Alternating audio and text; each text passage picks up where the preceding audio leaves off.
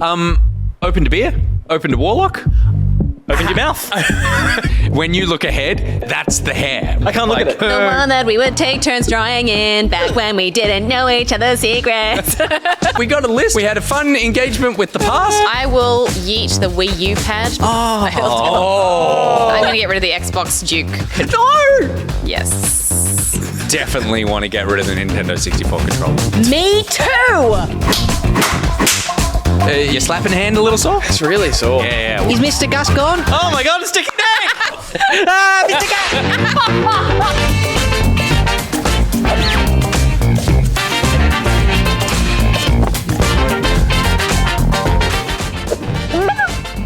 Hello, welcome to Back Pocket for Thursday, the 11th of March, live from the LokiCat studios. I am Nick Boy Richardson, and tonight at the show playing, paxing, and potential. But I can't reach my potential by myself, so I am joined by... Gus, who? Look at me. Gus who? Look at me. Oh? I'm the captain now. And next to me Is Steph, who I feel like I'm vibing with Nick tonight because we've got some colour coordination going on. Absolutely. If this was an episode of Mad Men, it would mean that we are going through a character alliance later to be broken up by conflicting patterns. Oh, interesting. But because it's not, and it's real life, it actually just means our Menzies cycles are... We'll have to swap pants during the first ad break so you can actually match properly. Oh, yeah. And Peter, who is here tonight. Putting in the effort, as always. Team down there. the effort goes into everything but that intro. The man's exhausted. By the time it gets to this point, I'm like, do I have to think of something? No, apparently not. I never do. I never will. Now, welcome everybody to another evening of Back Pocket Action. Of course, it's not just the four of us here as well. We do have Will on the ones and twos. Will. There he is. Will. Look at him. Hatless. Just a full head of hair You got a tonight. nice mop going on. You there. do. I was just thinking that when I was taking photos before. I was like, there's something going on with Will's hair and I like it. Were they photos of Will? Well, there was one photo of Will. Oh, okay, right. It just sounded like he was sort of taking photos without him knowing. No, It I was always like, do. Like, I put some stories up of like things happening around the office to get people like reminded that it's happening. It's true. There's the only reason we have any growth for this show is because you Instagram it. Can you give Will your glasses for a second? Sure. Because I reckon there's a really good...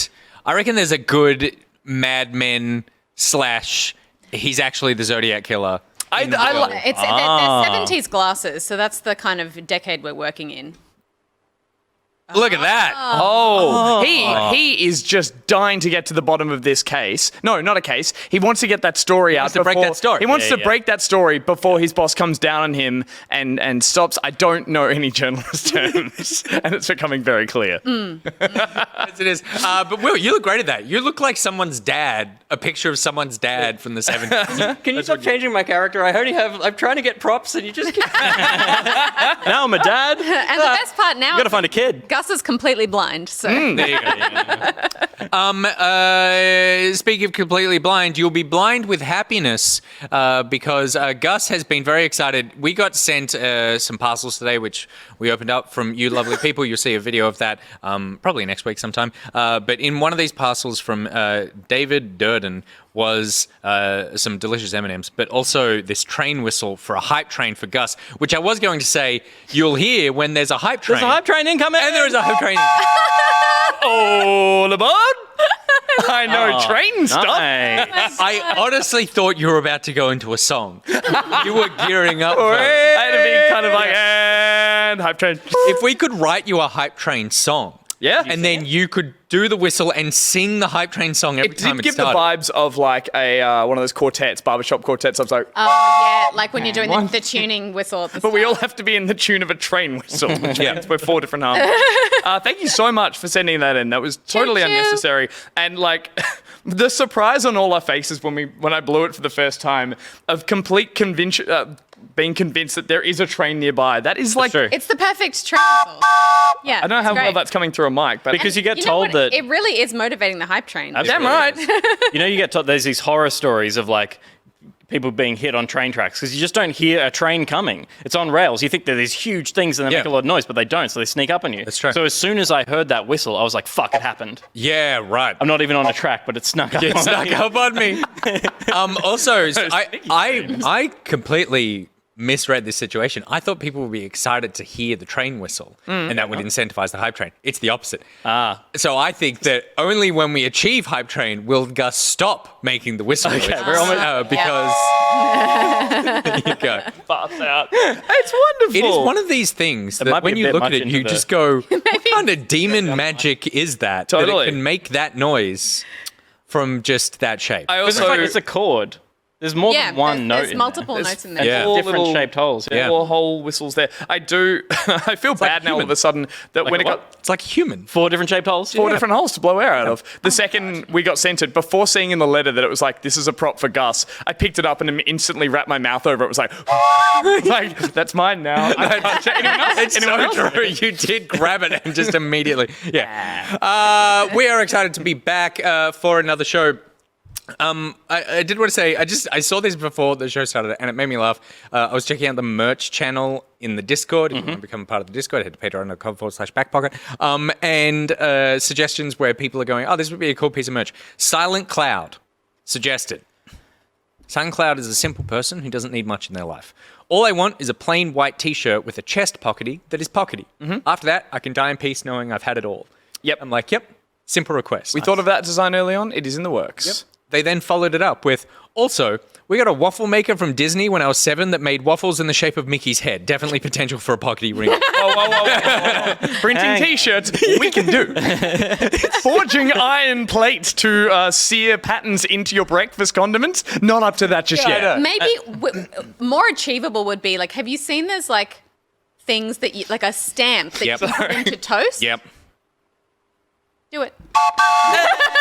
I'm now paying attention to the hype train more so than ever. This is good. amazing. Good. Level 5, guys. Does that mean 5 toots? Should we, No, that's enough. Yeah. I think that's enough toast. I think you're done. I was like, what if? No, there's plastic Yeah, you stamps. just stamp you it can in. stamp toast with the image, and then when you put it in the toaster, Yep. that part that you've stamped doesn't get toasted. That's because- like a 3D printed stamp. Oh, But you that's see- how that works. Yeah. Yeah, but, right. the real pancake artists, they have the pancake mixture in a like squeezy bottle, Yeah, and right. they draw with that, And they flip and it so over. when that's cooked longer, it's darker. So they cook a stencil basically, Interesting. then pour pancake batter over the rest of it, which cooks like at the same rate, Yeah, but yeah. there's a darker outline of it. So you're okay. saying we should liquefy our toast and do the pockety shape first? I wasn't too clear, and I'm glad that you got what I was trying to. We're discussing more achievable options, and I Yes. feel like you took it down a less achievable path. I'm just saying, Silent Cloud, get good at making pancakes. I feel like we could corner the market of those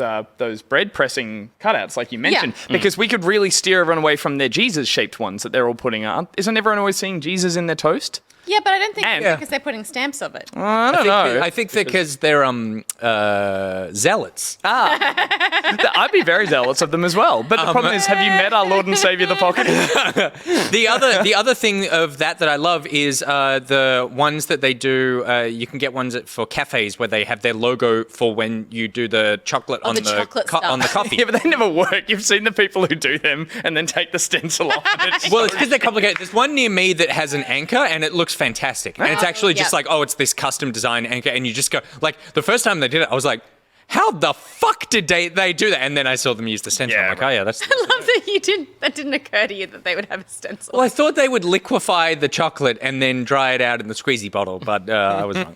All right, we should kick on with the show. Before we kick on proper, though, we should kick to the PlayStation Plus plug that, of course, we are giving you this month because it is time to announce, again, the PlayStation Plus monthly games for this month, the month of March, and it is a hell of a haul this month, thanks to all PlayStation Plus members are eligible to redeem these titles free to their account, and that is Final Fantasy VII Remake, Farpoint, the PSVR game, which is fantastic.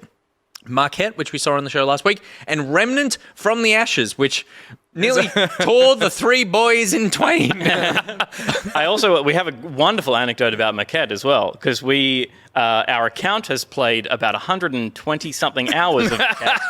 Still haven't finished the first level. We left the computer on and the game running Did we get on the Chivo? Thursday show, and we Right. didn't come back into the studio till Tuesday morning, and I saw it running. I was like, that's not good. I don't know what happens after level 5. It did a thing. No, it already finished. Give No, me it the went to 200. Okay, just keep whistling. Oh my Quick. goodness. I can't. No, it's going to run out. 200 whistles, go. We'll turn Gus's mic off. That got like That was 200. 200. And if you want to do something other than listen to God. Gus play a whistle, then you can check out the PlayStation Plus games from March. They're all available for free with your subscription. And also included in your PlayStation Plus subscription is the PlayStation Plus collection, which is a collection of some of the best PS4 games on your PS5. So all PS5 owners who have PS Plus can access this collection. There is a ton of games in there. And Gus, you're availing yourself of one of those games right now. I am. Persona 5 is the one you're referring to, I believe. And you are still availing. And I've also downloaded Days Gone. I decided to get back into that. Really? Yeah, and I have installed the Uncharted one because it makes me feel good that it's there. Yeah, you just need to know. And God of War as well to finish because I got halfway so- through it and I want to start from the start again and finish. nice. Yeah, cool. That's a lot of games. Yeah, but there's a lot of games on that pass. That's a lot true. of value. The one I want to check out is Mortal Kombat X because I've slept on Mortal Kombat since like the. Something heavy landed on our roof. Like Yeah, we have interesting. there's a tin roof, and you can't hear it in the microphones probably. So but we just all stopped. We just all stopped and looked up. I like Mortal Kombat. every now and then, like a magpie or something will land up there, and you hear a little soft landing. That was That's not an one of albatross. those. That was That's yeah. an albatross. That's a That was parachute a- didn't open. Possum or something. But speaking of gruesome deaths, Mortal Kombat X, because I gave up. Oh, well, not gave up, but I haven't played that series since the 90s. But I hear it got so good with like the 10 and the 11s and the whatevers. So it's on there. So I want to check that out and see. Apparently, the story is the thing that is now good Yeah. about Mortal Kombat. It's still just as messed up with interdimensional duplicates all finding each other and going through like multiple storylines at once, but they really lean into it a bit better. Yeah, That's good good gear. fun. It's good gear. It's a good game. Is X 10? Is that what it is? Yeah. Okay, right. You were like the 10s and the like 11s. I'm iPhone. like, Yeah. yeah, right. Okay, but it's X. It's Yeah. 10. We're up to 10. Yeah. It's All 10. right. It's 10. Okay. Smooth. All right, let's move on now and jump into what we've been playing this week because I'm just saying what you've been playing. Of course, this is the segment brought to you by Brent Jones, a.k.a. the LokiCat. LokiCat, look, I'm going to be honest with you. I didn't prepare anything because I had prepared something else. And the person that I prepared that with was not prepared. And they did not give me the thing that we prepared for you on the show. So I've come tonight unprepared, but thankfully, Gus is prepared. How close could I get without Safety. the lips touching? I wouldn't. Nice. Sorry, everybody. But LokiCat. God damn it. That loud noise was because of LokiCat. Let's talk about what we've been playing. Gus, why don't you start us off? Sure. I am back in the world of virtual reality. I am back on my quest and I'm playing The Climb 2, which of course is the sequel to The Climb 1. It is a rock climbing simulator. Simple and easy. There you go. It is really... This is your footage, and This is my footage. You're such a performer. No, shut up. You shake your hands to put chalk on them. Sure you do, Tom Cruise in Mission Impossible 2. Yes, I tried the swing around thing. I did the swing around onto the back to grab the grip. No, Gus, go. It is, So it is by Oculus Studios, so very polished. And yeah, essentially the premise of the game is you navigate vertically using your hands. There are some pretty cool little intricate mechanics going on in terms of your grip power, which you can see around the bottom of the wrist there. Your stamina is based on how much chalk you have in your hands and how long you're holding on with a single hand. So if you hold with two hands, Oh, your right. stamina recharges. There you go, Pete. That's how you re-chalk your hands. There's also, which I played a little bit of the first one, And this one has far more going on in the worlds or the stages that you're on. Can you look down? Oh, you can look everywhere. And this one has a cool little mechanic when you sort of half press the trigger and you get it into a sweet spot, this little indicator on your wrist, you lose any stamina at all, which you need on some of the later stages. So you use this half press technique to see how long you can go. There are checkpoints along the way. This is one of the more basic rock formation stages, but the reason I got into this is because... That's not how the human body works. Look at is it a little puffin? Little puffin on the edge. Get it. Oh. What do you... Eat it. No! So, the thing that's cool about this sequel is that they've really added a heap more sort of different objects to climb on outside of just basic rock faces. And there's a lot more daring leaps that you have to take using yourself to hoist to jump for different ledges. Sorry, just on that, do you mean that there's things in the cliffs that you can catch to, or like you're doing indoor There's climbing? ladders, ropes, Right, okay, like zip lines, all this kind of stuff. You're not the first person to climb. No, you are not. At least not in the stages I've done. I think there's roughly like 6 or so stages, each with 6 levels with 3 stages and different difficulties. And you can do them either like I'm doing here, professional, which is you have to chalk your hands and you have stamina, or you can play through the stages with no stamina, just as a way to like work out the pathways you need to be going through. So this is like in Norway or Scandinavia, but I think, Will, if you scrub a little further ahead, the thing they've put into this version is urban climbing, which is really, really cool. So you are literally climbing around skyscrapers, around windows, all that kind of stuff as well. And it's really interesting. That does not look safe. It's Mirror's Edge without the jump, like the running, and Story. without the story as well. So this stuff's really fun. And then I think, Will, if you push forward a little further, because I get stuck here. This was right before I vomited for the first time in VR. Oh, really? Oh, wow. I'm not gonna lie, I was a bit hungover at the time, but I also I got too into it, and I was doing a jump where I had to push off a wall and swing around and grab onto another wall, and you can find yourself with your head getting stuck in spaces where it blacks out, and that's better than going, whipping out or kind of like completely losing your bearings. Oh, look at that! And this is cool. This is a canyon while a thunderstorm rolls over it as well. So the rivers and stuff are all pouring down. But yeah, I tried that jump a few too many times, and then it just all hit me at once. I set headset off. I rushed to the bathroom. Nothing I say the fault of this game. I just was playing really sort of aggressively and not in the best state of mind. It's a good game to put a fan on your face. And this is one of the more expert levels in super hard difficulty. Oh, cool. Where you're moving through some really cool futuristic building stuff like that. More challenge roomy kind of stuff with this? Or? Yeah, it is puzzle, in the okay. sense that you do find yourself occasionally, there's split paths, and you do find yourself looking around being like, I don't know where to go. And on the later stages, you're stuck on small single hand holds while that happens, so you do have a time limit. So imagine, a lot of the time you get to areas where you can rest and look where you want to go, but there are some areas where you're stuck with one handhold and you're like, where do I go from here? And that can be a really cool way to up the challenge. So it's one of the things that in a lot of single player VR games early on, they incorporated little bits of ladder climbing, which for a lot of people it's like pull your gun, wave at the NPC, and then quickly climb a rope. And you do it and go, that felt really cool. Like I'm hoisting the camera of my head around. Feels really natural. It doesn't give you sort of a sickening feel or anything like that. So it's great to see that they've It says wiping the vomit from his chin. in small amounts. It doesn't get that bad. Whereas here it just it's something they've lent into and said let's design a whole game around it. It went so well they've made a sequel. There are, I believe, leaderboards and possibly a multiplayer mode where you can race against the ghosts. Will, if you go to like the very end of the clip here and just give us a bit of full screen on this. This was like just when I got to the top and the stage gets really, really cinematic. There's like, cool. You basically like zip line onto another building. So there's some sort of quality of life features in there that would keep, I think, people playing a little longer. I want to do each different environment at least once. I don't really have an urge to go in and do all the professional time setting and all that kind of stuff. It's quite nice to go on and just navigate and see what the stage has to offer. Cool. But yeah, it's and there are some simpler levels that don't really make you feel like cool. that. That's total performance. Yeah.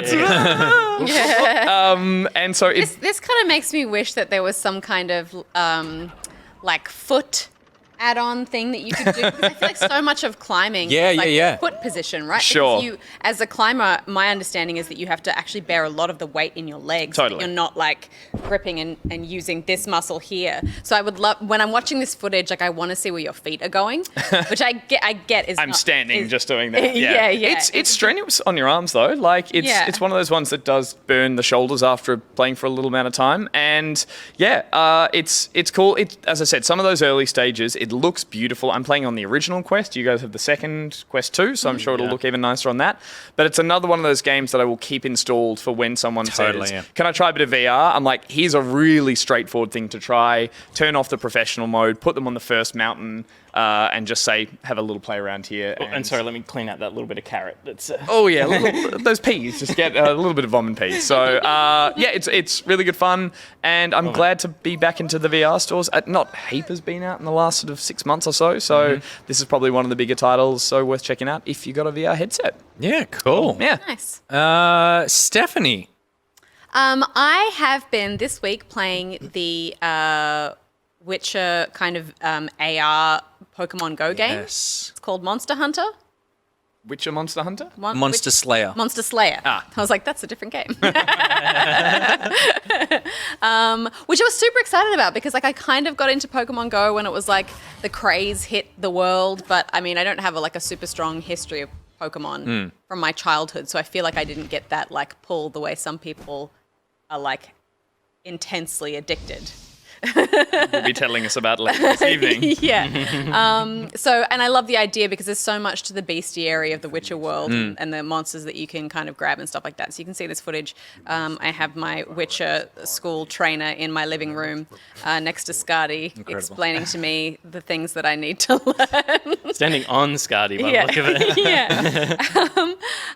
And so you kind of go through a little bit of a training situation. Then it throws you into the kind of AR world where you have to look for the tracks like you do in the main game. Yep. And then the monster will appear, and then you kind of go into like the fight sequence. It took me a long time to get the hang of it because actually it's a lot spammier than I thought it would be. All right. Like, you have to really go hard on like quick slashes It's like and stuff like Fruit that. Ninja style, like Yeah. swiping in a direction is what your sword does? Yes, Yeah. exactly. And if you do sort of slower swipes, then that's like a strong attack.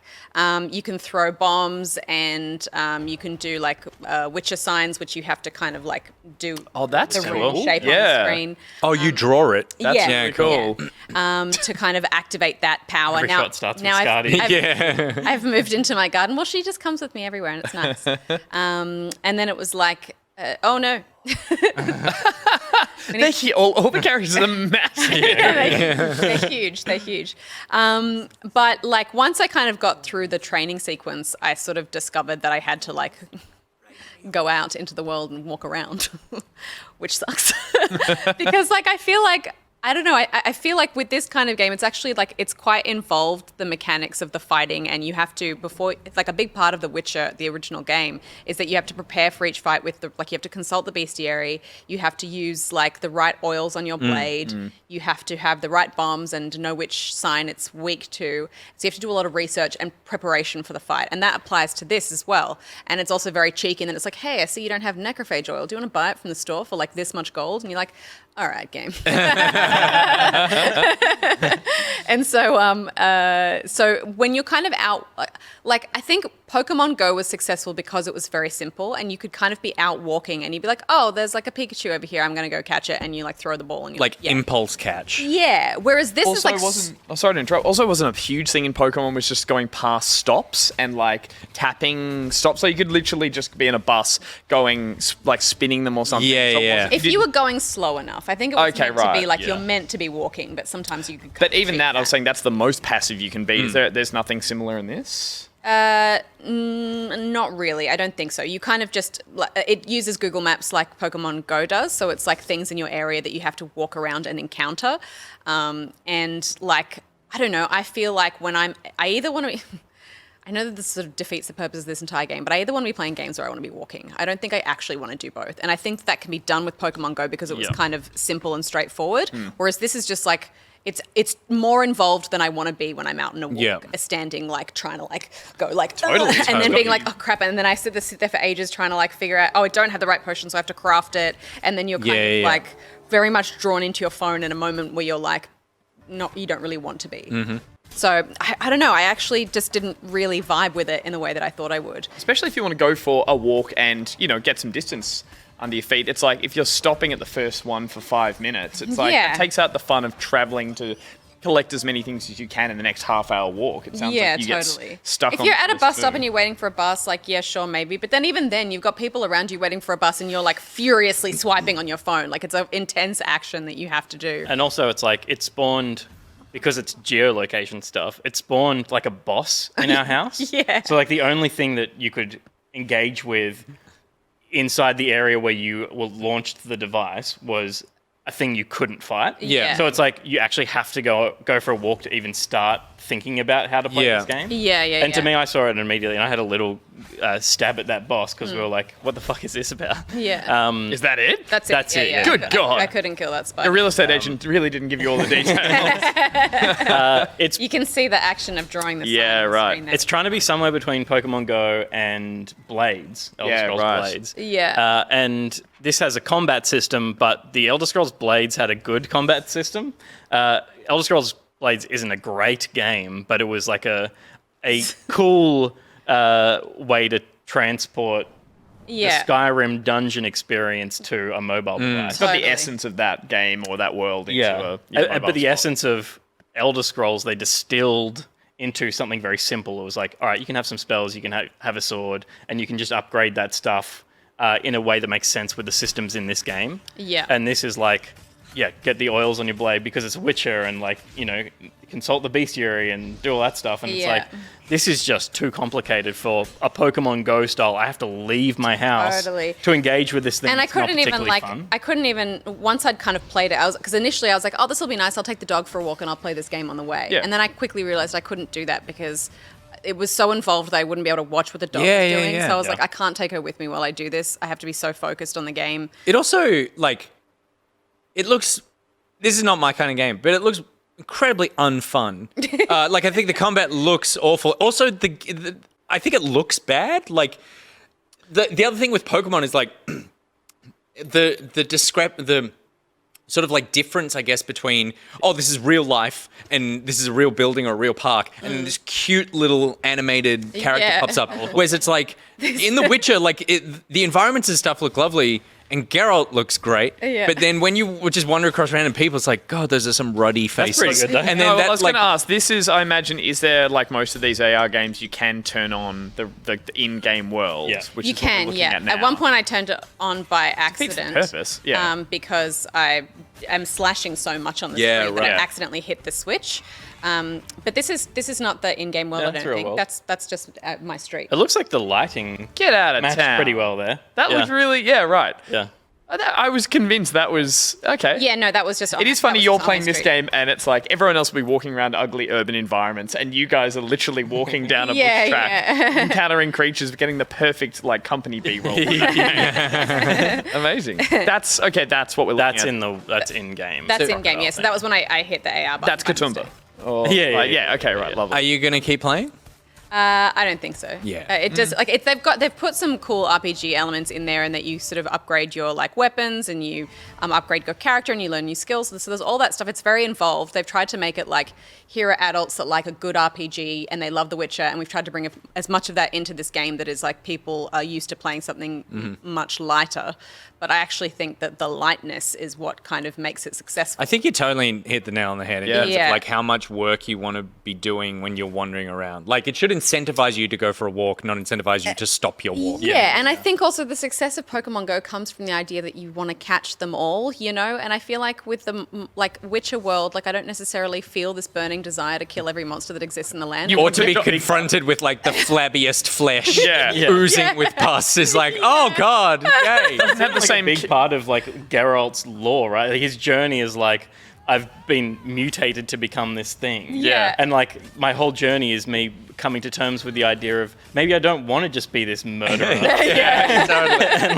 doesn't have the same ring to it. Got to document, stalk, and kill and poison them all. It's like, oh. And Witcher, fresh in retirement. Totally. And also, like, Pokemon, all the kids are doing it because it's like, oh, this is fun and this is like our hobby. And Geralt's like, I'll do it if you pay me. I'll only do it if you pay me. He doesn't want to be there. He's just trying to get by and do what he can. And then sometimes, the best part of The Witcher is that there's all these wonderful stories attached. And sometimes the monsters aren't bad. It's a person that's been cursed. Yeah. It's a monster that's been forced out of its home. And so it's just like, this is the only place I have to live. And then Geralt finds some way of mediating with the monster in the village and being like, can't we all just get along? Totally. And then it's really nice. Yeah. Yeah. And you can't do that on a walk. No, you just got to kill everything. All right, that's a bit of a miss. Have you been playing anything else? Yes, I jumped into, obviously everyone's been playing a lot of Valheim, but Gat, one of our lovely mods in the Back Pocket Discord, has set up a Valheim server for Back Pocket. God bless you, Gat. So I jumped in there with Liz Dahlia and a couple of other people, and we sort of started building some stuff, and yeah, it's amazing. It's wonderful because only 10 people can be at the server at the same time, but because so many different people can come in and out, like the capacity for change is really broad because so many people are contributing to it. And it was nice being in there because there's a couple of people that were just hanging out in the voice chat with me, but then some people would log in and I would sort of go and I'd type to them and I'd be like, hey, you can jump in the voice chat if you want. And they'd be like, no, thank you. And they just kind of go off and do their thing. But you can shout in the game, like when you're across the map. So sometimes I'd be sort of talking on stream and I was like, oh, this thing really frustrates me how this works. And they'd be like, yeah, sometimes that doesn't work, but if you try this, then it kind of fixes it. Caps on the map. Yeah. I'm like, oh, thank you. Wait, is that with awesome. like voice, like distance voice chat? Or sorry, you're it's- shouting as in like, sorry, text. Okay, yeah, in gotcha, text. gotcha. Yeah. Because I was like, you can come closer if you want to tell me stuff. No, I'm good back here. Kickney. That's you. I'm the shouty boy.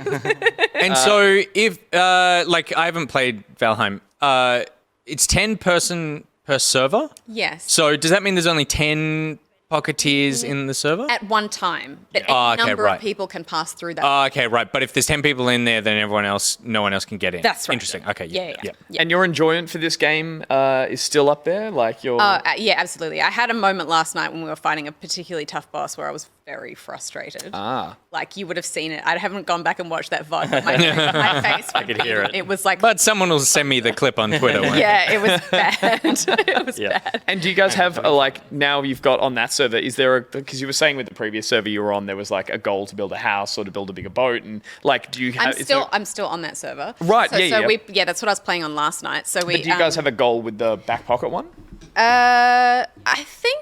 I think our goal is just general expansion. Okay. And also, I guess it's kind of like it's more creative in that there are a lot more different ideas that are contributing to the same world, which is really cool. I was only in there, I've only been in there once so far, and since then, everyone's been telling me like you wait till you log back in because it has transformed. Yeah, cool. Like a lot since you last logged in. Because on our server as well, we're all on Discord all the time chatting. So it's like there's a consensus about what's going to be built next or how we're going to use the resources. I've been meaning to that we've talk all to you collected about that weird Stussy S that's beside. It does not. That was- it that does was not fit the James. aesthetic. I've got a character called Emu Chad. And I just who wanted has, to let you know that I will be destroying it. Please do. I didn't build it. I didn't build You it. guys have the weirdest married couple vibes. No one else in the world has these or very similar ones. We'll talk about it in the car ride home, all right? But also, we've got to double its size before we destroy it. Yeah. Because it doesn't quite have the right shape to it. So we've got to expand it so we can build the incredible. proper S. That should not be our focus. Our focus now is going to the snow biome and fighting the dragon, which is the snow boss, and expanding our reach into the snow world. This is amazing. Now that You're we've so killed- right. This weird couple fight. It's like, you drew us Tussie Simba next to the door. We are a no fear family. We're a hot tuna family and nothing else. Was the boss Bone Mass? Yes. Is that the one that has, because I did hear on some podcasts and do some reading, like the difficulty spike is just insane on that boss? Well, because the previous bosses we've just been able to fight with weapons that we have, because it's kind of like, you progress with the things that you, the way it works is that when you find new materials, you unlock new crafting things with it. So we were killing the boss with like swords and whatever, and bow and arrow and stuff like that. Suddenly you get to this boss that just does tremendous amounts of poison damage. So we just couldn't survive it. There was no way to kind of kill it without getting poisoned. And there's like a million other things in the world that are constantly spawning and killing you. So you actually have to craft a like poison resistance potion to be able to survive the fight. Yeah. And then there are also specific weapons that it is weak to that we needed to craft as well. Can we just ban poison from video games? It is never fun. It's actually I will take microtransactions over poison levels. Yeah. It is the worst mechanic that has ever been invented for a Yeah. video game, and it's never made anything more enjoyable. Ever. here's- Name one. I've got one. What? Okay, it's not necessarily better. Yeah. Go fuck yourself, Blighttown. Blighttown sucks and kills frame rate. Even if it didn't kill you, what it does to the frame rate is abhorrent. Donkey Kong Country 2, Diddy's Conquest. Yep. You go into Wow, like this is toxic a- poison pipe level, Yep. which flips the controls. So up is down. Oh, left is that's right. clever. Yeah. And so then you're holding the best gamepad in the world, As voted by us. dictated by the Russell Crowe list last week. And So you flip the controller upside down when you played it. You turn the controller upside But down. it doesn't put a dot on you, does it? Like, No, it's not. Yeah. So fuck that. And In Valheim 2, the damage that you take from poison is so fast. insane. It's just like, it's just devastating because as soon as you get poisoned, you're like, I'm going to die. And then you just watch all of your health just drain down to nothing. And then you're a little You'd prefer an tombstone. insta-kill. It's just torture just It to is- go, it oh, is you've been hit, torture. you will die. Totally, And yeah. then Few seconds they to could run conjure. back to your corpse. Yeah, What was yeah, frustrating yeah. me last night was that like we'd done maybe like 2/3 of the damage that we needed to take the boss down. And I feel like I was doing really well up until a point where I just started getting overwhelmed by other enemies in the environment. Yeah, right. And then when I died that first time, I was like, I have to get back to my body to get all my stuff back. And I just couldn't break that loop between trying to get to my body and dying over and over and over again. Yeah, right. And it was just like I would get there, I would get my stuff, and then I would die because I didn't have time to like heal and eat and put my clothes on and stuff like that. right. And my face was just like, God damn it! And everyone's like, are you okay? And I'm like, Not now. Yeah, people were saying you went to a dark place. yeah. And the worst part was that the boss died. The boss died when I wasn't there. Oh, So I didn't no. even get to witness the like triumph of killing it. It was like I was naked and like running, and I was like, and everyone's like, oh, wait for Steph, and then they were like, oh, it's dead, and I was like, Thanks, guys. yep. The death animation was nothing to behold. It doesn't matter. It doesn't matter, You agreed Peter. to It's say, a but it was catharsis. I didn't fabulous. share in the glory. I didn't share It was the greatest think death animation anyone had seen. I got back there nude as it died because we were all dying about the same amount. Yeah. I got back there nude myself to see everyone else who was there to kill it dead at its feet. Good. Except for Reese Wild, who of course was like, in a tree with a bow and arrow like Legolas. Like, could we just Also, find him? give a moment to the boss who is fighting off little irritating creatures that just keep emerging nude out of the forest, and like every time they're killed, He's they a keep disgusting poison blob creature. You don't need to have sympathy. Yeah. They have I'm just saying Hitler had some progressive ideas. I'm just saying he may have been kicked out from where he lives, and he's not understood the way you were saying earlier. Just have a more Witcher outlook. Yeah, I need to have get some Geralt compassion for Perspective, bone come on. mass. When you talked about the controller list for last week, the saw chat, everyone. I didn't understand what was going on, and then the chat is just 5 years for what you did. Do not forget what Peter, you did. Pete, do you have Peter, it? No, Pete, do you Peter, have no, it? it's not. It's going to be overused. Everyone's going to get sick of it already than they are. 5 years for what you did. Do not forget what you did. Yes. Yes. No. I'm going to delete that clip. It I'm going to doesn't. take it out of the It system. doesn't make sense. No, it's awful. It's awful. Let the audience know that this Love it. This episode has some really pure, lovely little animations with some nice, to rectify the problems I did last week. So I Oh my apologize. God. Moving on. Okay. Has the dog stopped humping the guest? Yes. Yeah. Cool. A little bit. Still happening a Sorry, little bit. sorry. It means she loves you. and half of those puppies are ours. Peter.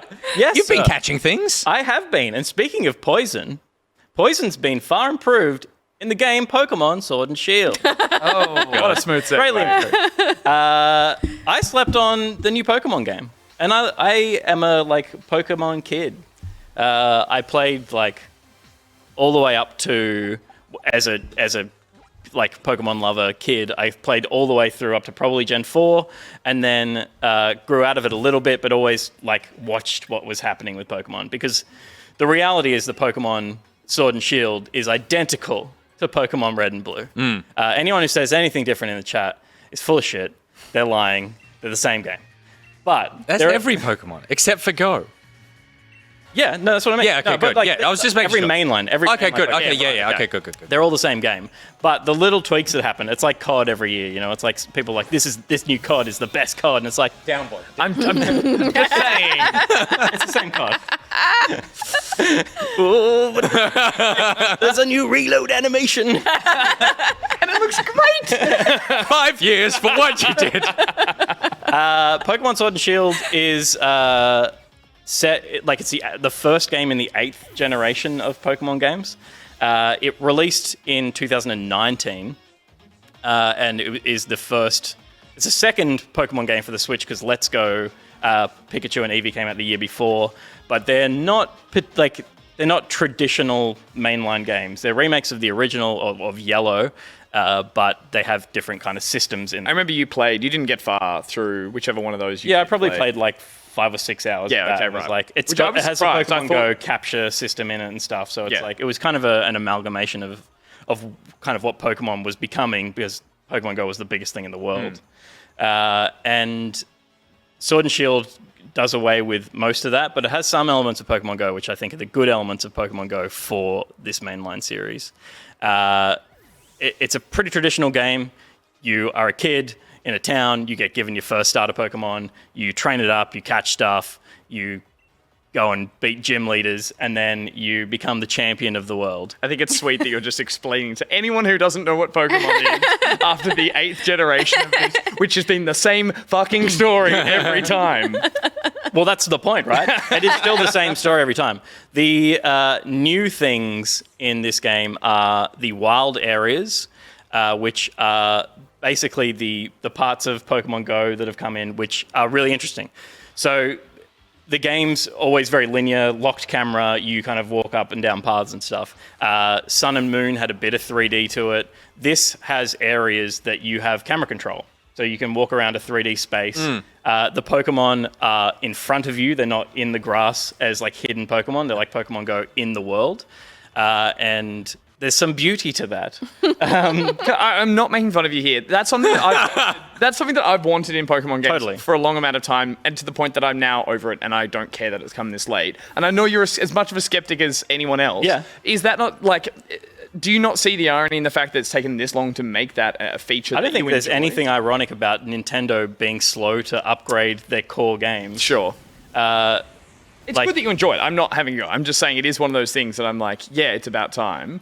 But okay, yeah, sure. But why is that a bad thing? It He still didn't happened. design the game. Yeah, His fault. it has happened, and that's a good thing. Okay. I don't think it's the best version of what that could be. Sure. This is the first iteration of this. I think this is the best looking game on the Switch.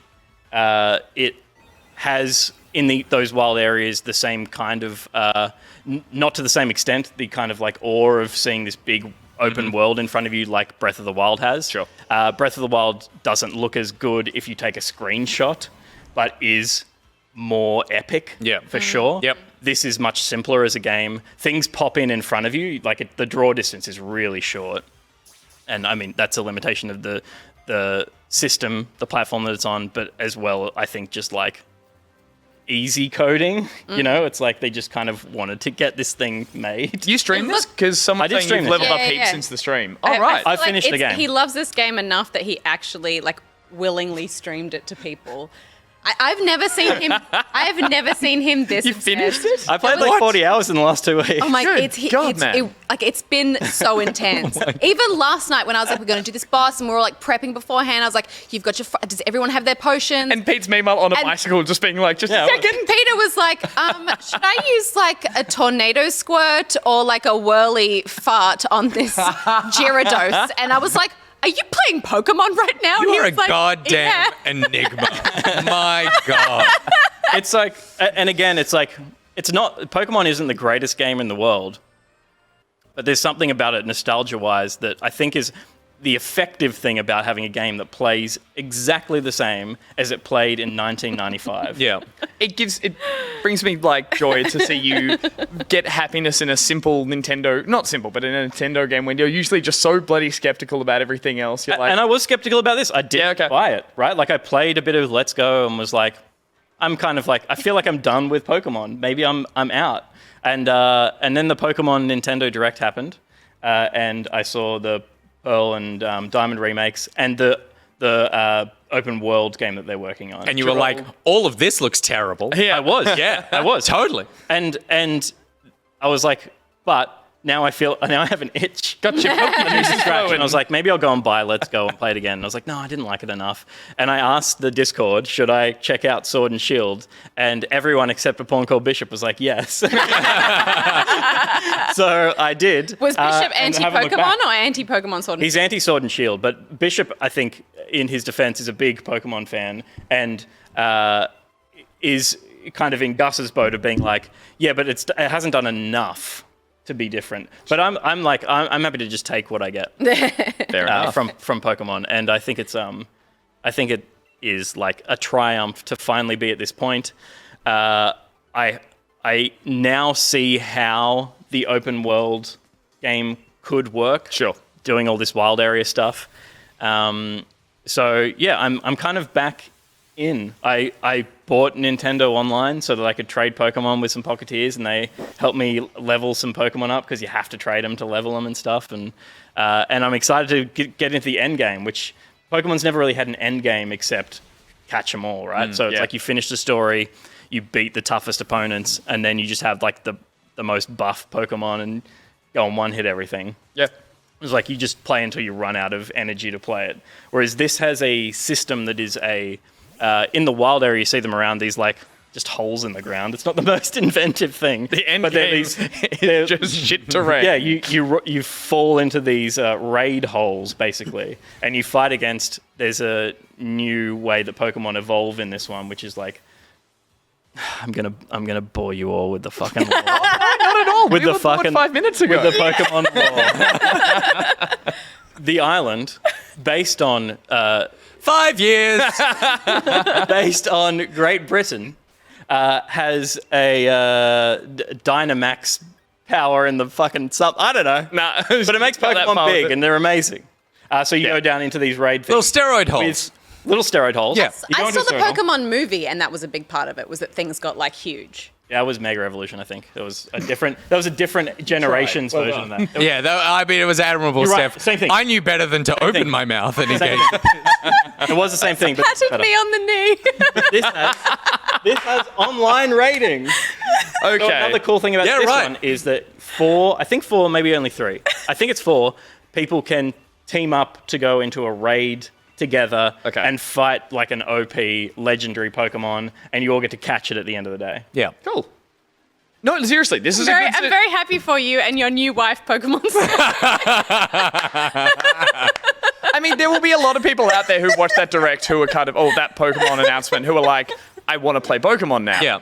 Peter just happened to like binge too hard on it too early, and now he's an addict again. Well, I watched your stream over the weekend, and I was looking at it, I was like, maybe I should buy this game. Like, you're having so much fun. I Brought agree. my It Switch. looks really good. I did like, bring my Switch. Like, the UI is really clean, and the idea of like just collecting all this stuff was like, oh, maybe that'll tick that box though. And then I hovered over the purchase, and I was like, oh no, wait, I fucking hate Pokemon. Don't do this to myself. So I think I'm going to play Final Fantasy 14 instead. Couple more hours, but Peter's a Pokemon pusher again. Yeah. So, yeah. But well done. 40 hours of Pokemon. Yikes. That's impressive. I assume that's all you've been playing. Yeah, absolutely. Yeah. There you go. All right. Look, again, people think that it's a dearth right now. People think there's nothing coming out. Like I said a couple of weeks ago, I'm having so much fun playing video games at the moment. It's just great. Still playing Persona 5 Strikers, deciding about whether or not to give that up because it's just like everything is too long in that and there's just not enough story dragging me through, but we'll see. Still playing Loop Hero. And people have caught up to Loop Hero, and by caught up, I mean the game came out, and just, oh my God, it's so good. It's so good. And there's so Everyone's much talking about it. undiscovered stuff in there that like I'm coming across and going, oh shit, that's how that works. Loop Hero. But It's new bug snacks. it's the new Bugsnax. Everyone's talking But about the this. 3 games that I played this week. So the first one is a game called Nausea, which I had never heard of. It was announced in a Nintendo Direct. Can you use it in a sentence? There are Loves nausea. games that look like nausea. Yeah, there are nausea on this ship. What?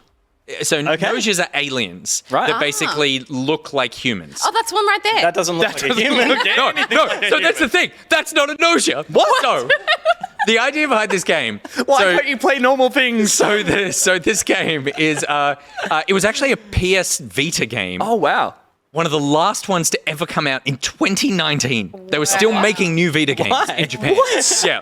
And then got brought over to Switch. So the idea is, it is single player Among Us.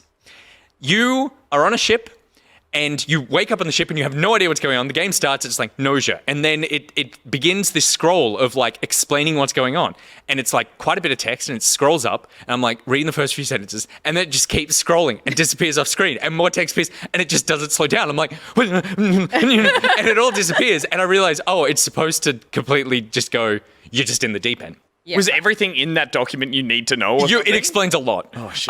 You then wake up on this ship, and this person goes, "You're awake? Good. Okay. There's a couple of nausea on the ship, so we're all just going to head to the cafeteria, and we're going to vote on who we think they are. And whoever gets the most votes, we're going to put into cryo sleep.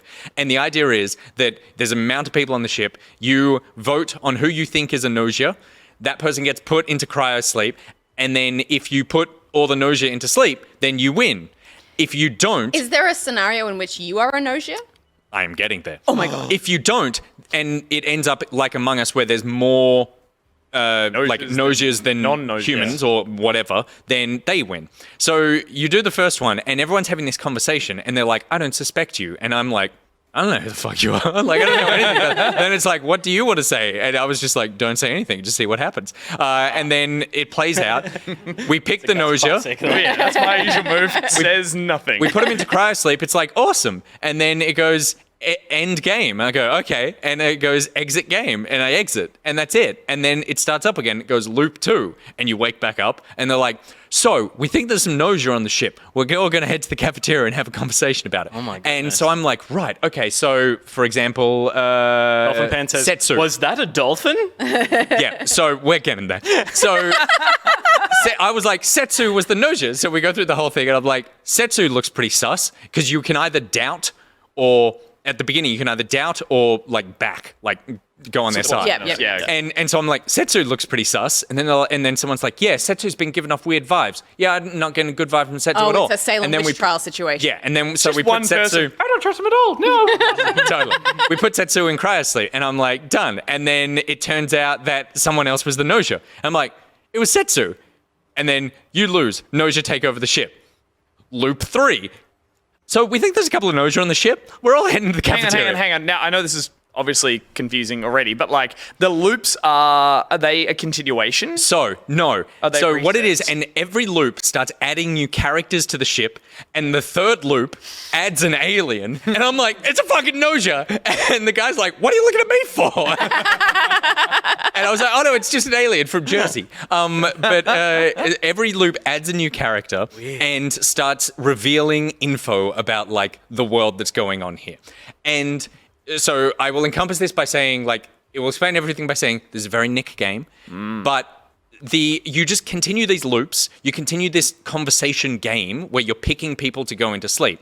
But then there are roles that people can play, like engineer and doctor. The engineer can basically analyze someone and say whether or not they're a nausea, like once a round. And the doctor can analyze someone who's gone into sleep and tell you whether or not there's a nausea. But then there can only be one engineer and one doctor on the ship. But then it'll be like be a the nausea? time. So it can be time to reveal the role. It goes, okay, everyone reveal your roles. And someone goes, I'm the engineer. I'm like, okay, cool. You're the engineer, so I'm going to trust whatever you say. And then someone goes, hang on a second, I'm the engineer. I'm like, whoa.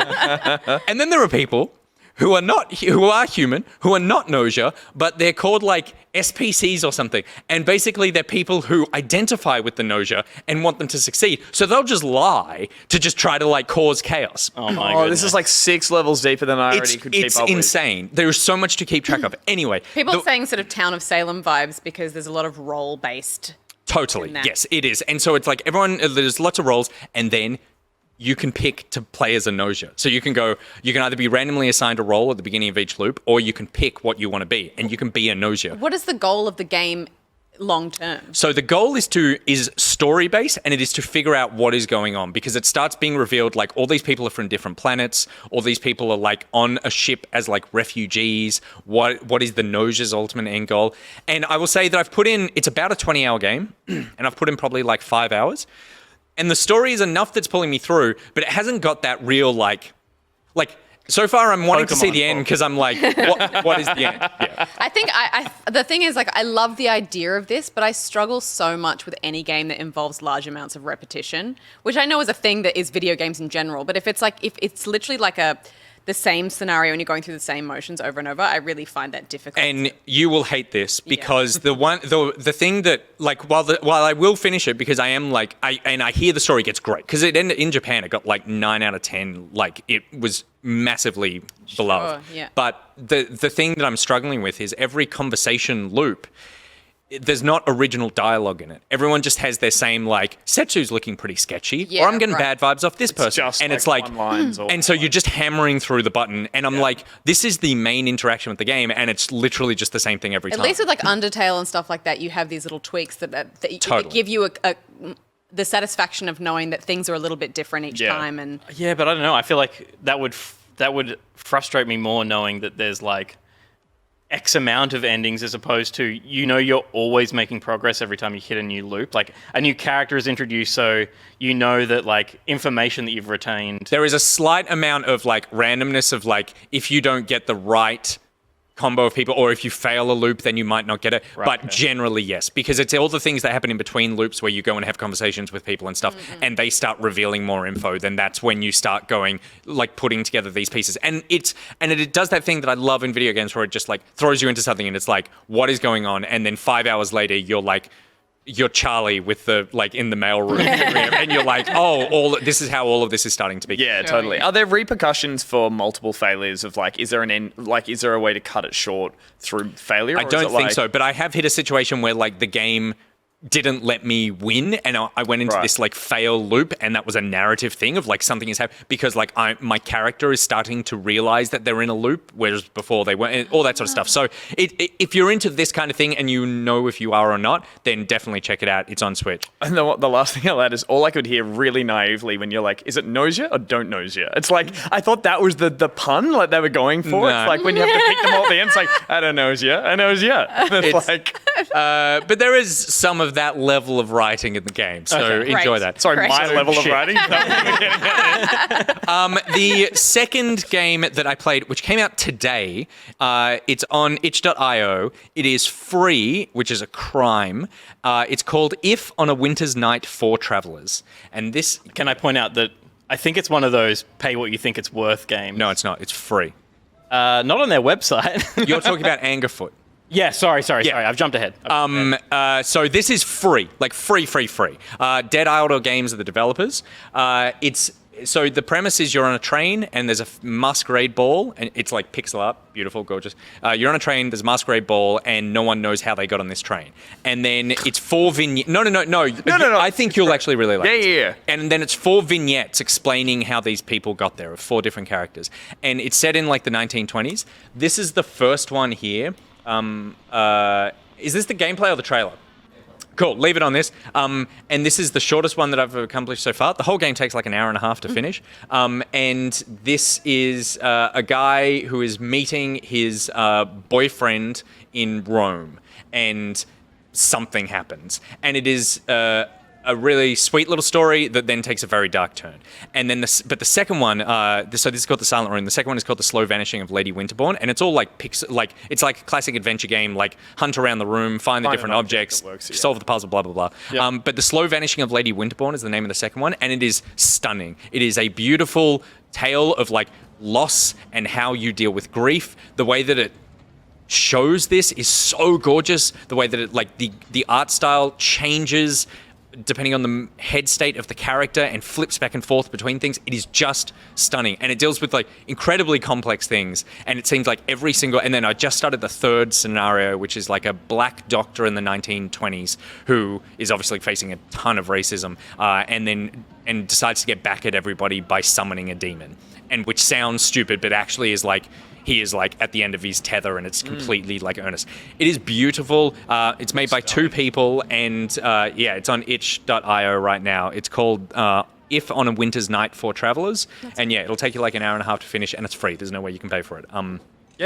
Which you totally should. And to finish everything in the game, or is it an hour and a half per video? No, it's an hour and a half to finish the whole game. I grabbed this walkthrough for the footage, and all of the full playthroughs, which uploaded today, are all like an hour and a half. Yep. So I'm halfway through because I've finished 2 of them. Yep. I thoroughly. This is such a like our community kind of game, which I think everyone will really like. Yes. And then the third one is a very you kind of game, Gus. Cool, because for a second I was like, I have to bring something new to the table next week other than I climbed a mountain. It's like I've delved into the inner psyche of characters again, and I'm like, I played a VR game where I threw up once. You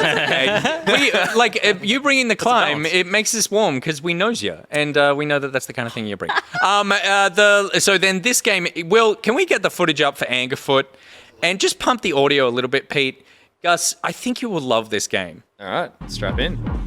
Imagine Hotline Miami, but foot. Oh, damn! Foot! Oh, hell yeah!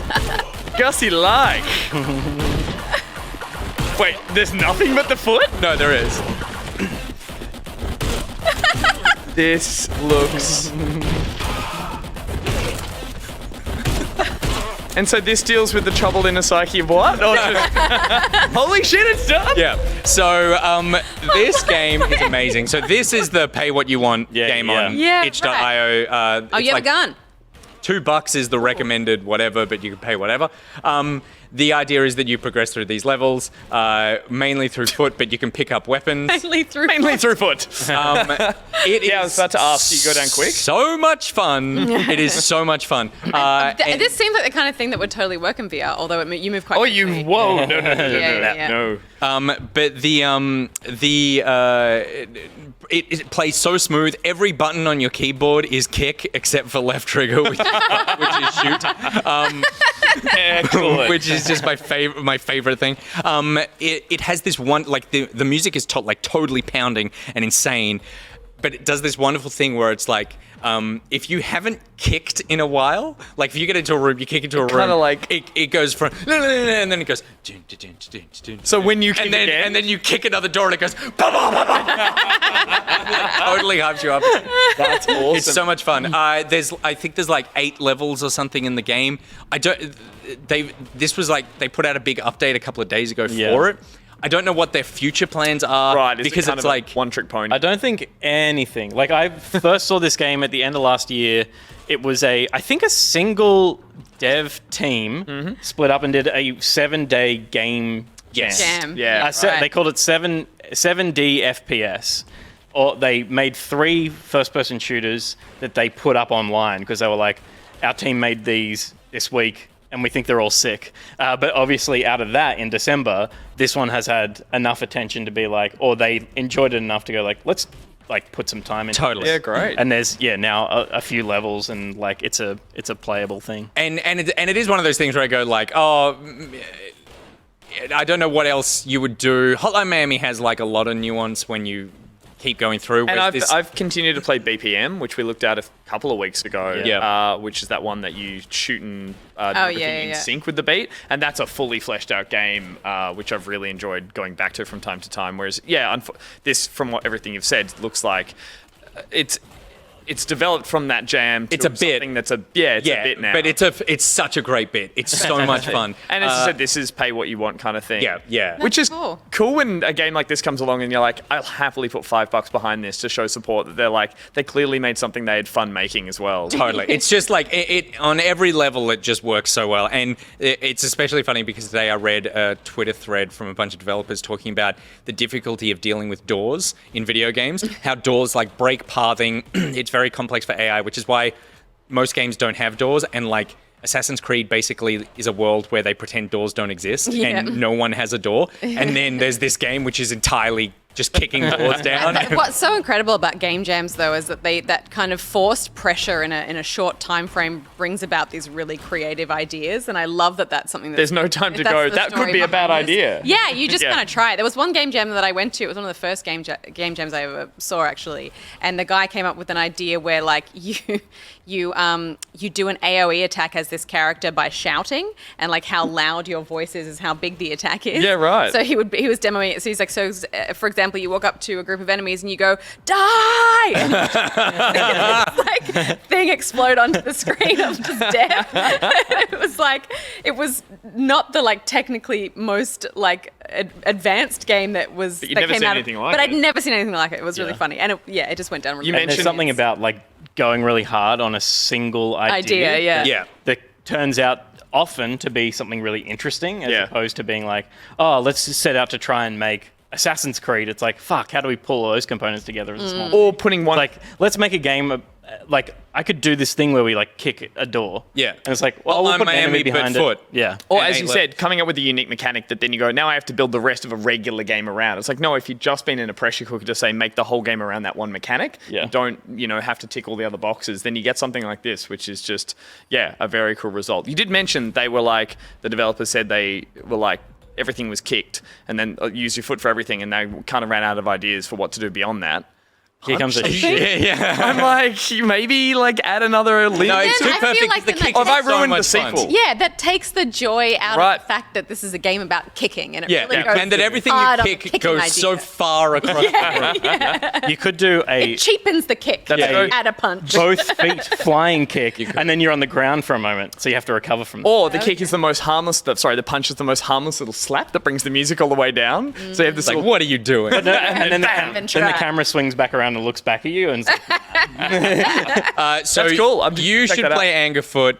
You should play If on a Winter's Night for Travels, and you should play I'll play Noja. because your resolution was to play games that you never would. I guess I have to. So that is what we've been playing this week. The Coastal City has been playing the gift of giving because 10 T1 subs gifted in the chat. Hey. Some lucky Bloody people, hero. so thank you very much. And Coastal City. Andrew as well, gifting lots of subs. I saw those. Andrew H012. Also, I think the Coastal City, and I could be wrong, is the one who drew Baby Pocket. Baby Pocket. that Yep, is there you go. Cities, Baby Yeah, Pocket has been Master. doing some really cool creative stuff on the Discord. Baby Pockety might even make a cameo later on tonight. Oh my goodness.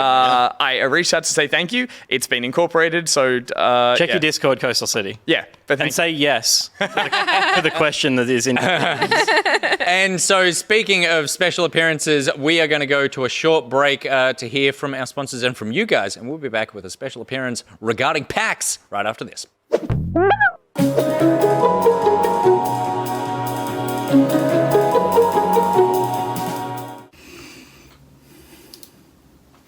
Pete, give him a single.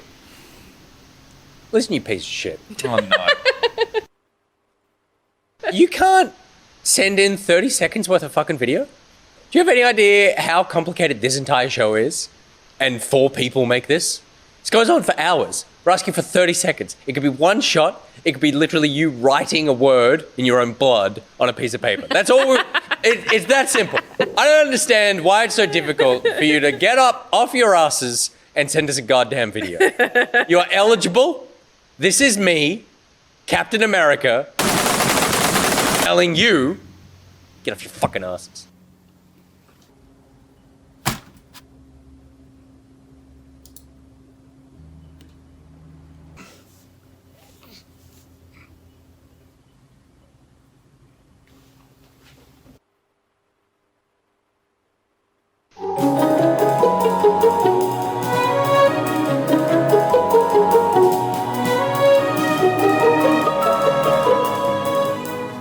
I feel like the guys I was getting matched with on most dating apps were just not right.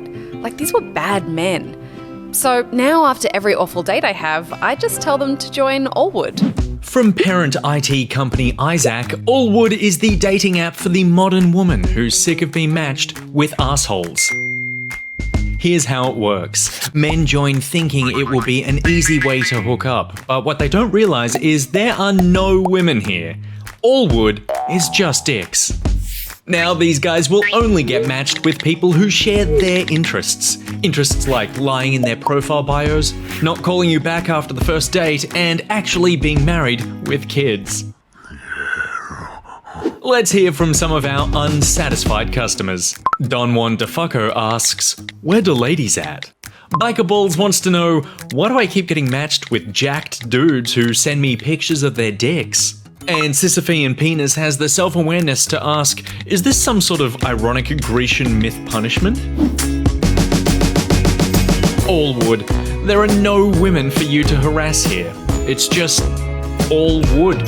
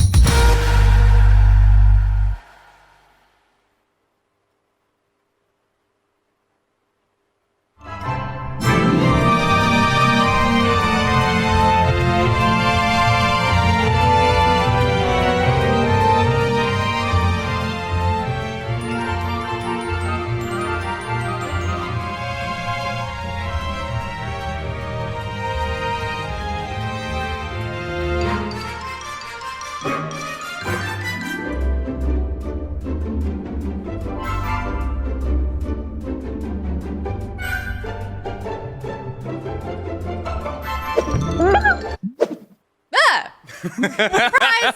It's me. We've just shifted around a little bit because we have a very special guest in the studio. Please welcome Luke Lancaster from PAX. He is the content manager. Welcome to Back Pocket. I haven't done anything yet. Don't clap. Well, we're just happy that you're here. Yeah, it's setting up expectations. Many members of our community have obviously been to PAX, love PAX, but some people actually haven't. So just like a brief overview of PAX is that it is like an expo that was kind of born from the Penny Arcade comic. Yeah. So if you've heard of the Penny Arcade webcomic, it's just like about all kinds of different gaming. And 15 years ago, I think the first Penny Arcade Expo was in Seattle. Mm-hmm. Since then, it's expanded to like 5 different shows, 4 in the US. We're lucky enough to have the only international one down in Melbourne. It is just a huge convention that we like to say it's all kinds of games for all kinds of gamers. Yeah. So like we want to welcome everyone into the show. We want to hit every passion, any kind of thing could have anything to do with gaming. I love that we are the only international. It speaks so well of the Australian gaming community that we have like a big enough love for video games and the community around video games here that we have the only international. PAX and here. I can say without bias, it's the best one. It's a little bit biased. Also, I love that internationally, if you look at a world map, it's a stretch to be like, there's all the original PAXs, and then you went as far on a map, or they went as far as they could on a map to put one on the other corner of the globe entirely. We are several thousand kilometers south of PAX South, which I find... Jesus. Yeah, that is weird. What's that about? Yeah, we're Oz. It's Yeah, we need rebranding. PAX South-ish kind of thing. PAX Souther. Souther. South is good. I like it. Southest. Unless they have one in the South Pole. How many gamers are in the South Pole? Look, we've not done any surveys. Okay. Some. All right, we'll figure that out. Let's just get this one back on track, and then we'll Then go we'll down expand. there. Expansion plans, Antarctica 2022. Okay, good. PAX Pole. So you are the content manager for PAXaus. Yes, I am. Leaving the previous sort of dumpster fire of a year behind for a second, what does that involve for you, like throughout the year, and how has it been as an experience for you, like up until this point? It's been the best job I've ever had and probably will ever have, honestly. So what I actually get to do with the show is make it the experience for anyone who comes through the door. So obviously we've got a full team of incredibly talented and passionate people who work on PAX. What I'll be doing is like putting together panels, all the free play sessions and tournaments, all of our like foyer game pop-up areas.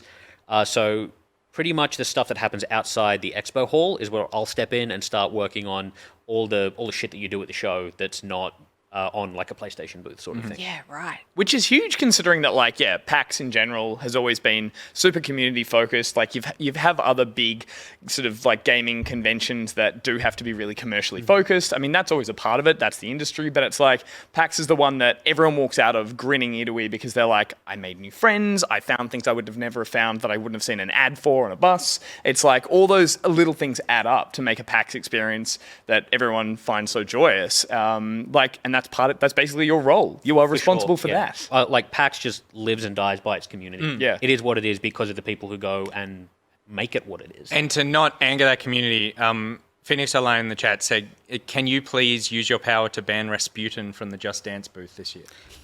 There are some things that are beyond even my power. I tried to ban Country Roads in 2019. Did no you one, really? And no one listened to me.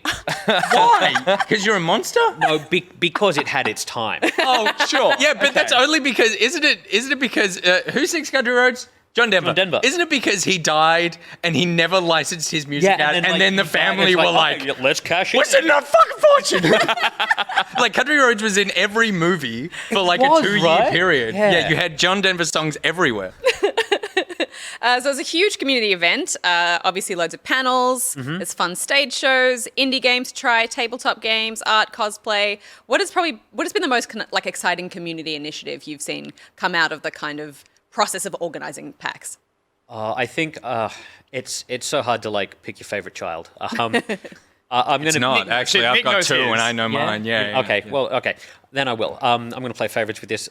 The thing that I think I'm most proud of is bringing the PAX Collaboratory to the show, Okay. because that's since launched at a few of the overseas PAXs, but we got to do it nice, first. Nice. And that's something that we kind of came up with locally a few years ago, and it's a space in our tabletop area for tabletop designers who are working on their games. So these are all unreleased, unpublished games still in the process of being designed. And the idea is you just open the doors and playtest with the community. That's so cool. Brilliant. Wow. So like it's kind of an extension of what we do in PAX Rising, but very tabletop focused because I love board games. They're my biggest like kind of gaming thing, and just being able to do that and being able to like see the tabletop design community locally start to grow from that has been really, really cool. Yeah, The that's tabletop area of PAX is probably my favorite part of the whole thing, I think. It's because when I think about my memories of PAX, it's always in that space. It's like, that's where I discovered Secret Hitler and sat down with people and played that for the first time. There's always something obscure that you can try. There are people who will just be willing to teach you things because everyone there is super passionate about the games that they love. And it's just like this coming together of people. There was even there was one year I went and I didn't know how to play. There was like a sort of a CCG, and it might have even been Magic the Gathering. And somebody was like, we'll just pair you up with someone who's confident with it and they can teach you the game. yeah. And it was just super lovely. And it's just great. You know what, like when we do live shows or something and you finish and then there's some people like hovering off the side of the stage and you can tell that they want to come up and say hi or something? Yeah. That's how I am at the tabletop area of PAX. I'm always the person like hovering off to the side watching someone play a board game. I'm like, and you're like, yeah. And it's like, it's fine, you can sit down. Oh, no. And then I sit down and they're like, hi, I'm Matt. I'm like, I love this game. I love it too. I even tried painting miniatures at the last PAX that I went to, and I sat down and I was like, I've always wanted to try this. And I was like, and I sort of did a few things and I was like, this is not for me. But you wouldn't have known. if Someone you- fix this. Right, I had that experience. There you go. It's funny though, because looking at, as I was saying broadly, like video game focused or gaming focused conventions, gaming is something that a lot of people do in a solitary way. And so sometimes lining up for a booth to play a game is super fun because the game's not out yet and you're really pumped, which is, I know what is part of PAX as well. But you do get there and you stand there in front of it being like, what am I doing? Like there's someone waiting behind me and it's a bit different, but tabletop, board games, all that kind of stuff is so social, and to have an environment that is like, I think, hasn't it like progressively that area has just pushed into the, like taken over more and more floor space? A little bit. So we get clever with how we lay stuff out and try to add more tables in every year, but Sure. it's a little bit full to bursting. I was going to say, like, That's that's the COVID of the gaming world. oh, well, let's not make that the tagline of this year's. It's fun. I said it. He didn't say it. It's nice that, I guess, PAX is a general feeling of creating a safe space for people who just like the stuff that we like. People always talk about the fact that it's the one time of the year they get to see all their interstate friends because everyone flies to PAX and everyone gets to be together. And of course, you have that wonderful banner when you walk in saying welcome home, which I think is so nice. Yeah, which is super sweet. It's just confusing because I'm from Melbourne, so I'm like, It's calling you back. So obviously, last year PAX couldn't go ahead, but this year we're throwing all of our energy and optimism into a 2021 show. It has been announced for the 8th to the 10th of October. What is this year's show going to look like, and what are the kind of restrictions that are in place currently? Let's cover off the restriction stuff first, because that's the boring bit. Sure. We are working super closely with the MCEC, the venue where we host PAX. They the are Melbourne Convention and Exhibition Centre. Yeah. The MCEC. Is it still Jeff's shed? I thought it was It Jeff's is shed. Jeff's shed, but no one outside of Melbourne knows it's called that. There we go. Yeah, that didn't I make any didn't sense know. to me. Yeah. So we're working super closely with them on what restrictions look like in Melbourne for their event space. We are hopeful that as we get closer, restrictions are going to get a little bit eased. But essentially, with the MCEC, they have a public safety policy already in place. It's on their website. Go check it out. And they will have their own kind of terms of entry that we will help support and abide by where it comes to like quarantine and symptoms and all that kind of stuff. So obviously, our first priority when it comes to that is being as safe as possible for everyone who is there, whether it comes to like us, implementing social distancing stuff or like remote queuing or whatever. Like we are going to be a safe show because that's what matters most in us delivering it. And is that going to affect like amount of exhibitors and like show floor? So at this stage, probably not. But again, it's October. We can't say for sure exactly what we will have to change. But at this point, we're looking like if we need to take more space and just make like aisleways between things bigger, that's what we'll look at doing. Yeah. Okay. Cool. But And so, yeah, the thing you're looking at there is just expanding what's currently the planned space and not downsizing it. It's just basically taking up more space. So, yeah, as a positive. And will it be? And like you said, all of this is in flux depending on what happens. But is there still the plan for the same sort of stuff when it comes to like the auditorium panels and all that sort of thing happening? yeah, so still going to run, I think we're up to 8 theatres now. Something really exciting that we got to do last year for PAX Online was run completely online theatres, obviously, where we had people like live streaming in or doing pre-records. We're going to do that again this year. So we're going to just run a stream alongside the show for people, especially international people, who won't be able to make it. So like, why not? Yeah, right? cool. Like we can do it. So let's great. do it. We'll have all our regular theatres. Like we might need to do distance seating in those, but again, we'll know when we're closer to. Yeah. it. Cool. I was watching Montaigne's Eurovision entry, which she performed at Mardi Gras in a big stadium, and all the comments underneath, obviously there's global comments from everyone who loves Eurovision, are just like, look at Australians all in their stadium, just flaunting their togetherness. Yeah. Totally. So I feel like we're pretty fortunate in that regard. I feel like also, I just recently went to sort of Oz Comic Con's little pop-up thing, and I feel like where PAX is probably a little bit more fortunate is that it's less reliant on international guests and stuff like that. So that it's more about the local community and doesn't kind of hinge on having international people. But it's cool to know that they'll be sort of streaming in and stuff. Yeah. We're really excited about that, and just it's always been something that we've wanted to do is just make it more open for people to participate, like not having the financial barrier of having to go to Melbourne to do it. Yeah. And like now we've got a really good reason that we can just do it because we've done it and it worked. So Yeah, cool. let's do it again. But to answer the other side of that, like what we want to do with PAX this year is bring PAX back. Like we're not going to reinvent the wheel. Like it's a pretty good show. Can confirm. Like what we're working on like a direction level on improving certain areas of the show. We want to roll out some more cosplay stuff. We're expanding what we do with Diversity Lounge, the new branding around that is PAX Together. So we're bringing in a few more different interest and advocacy groups to help those efforts. We are expanding a few tabletop things. So again, kind of trying to help the design community in Australia kind of get a leg up because that's where it's going to grow from if it grows here. What else?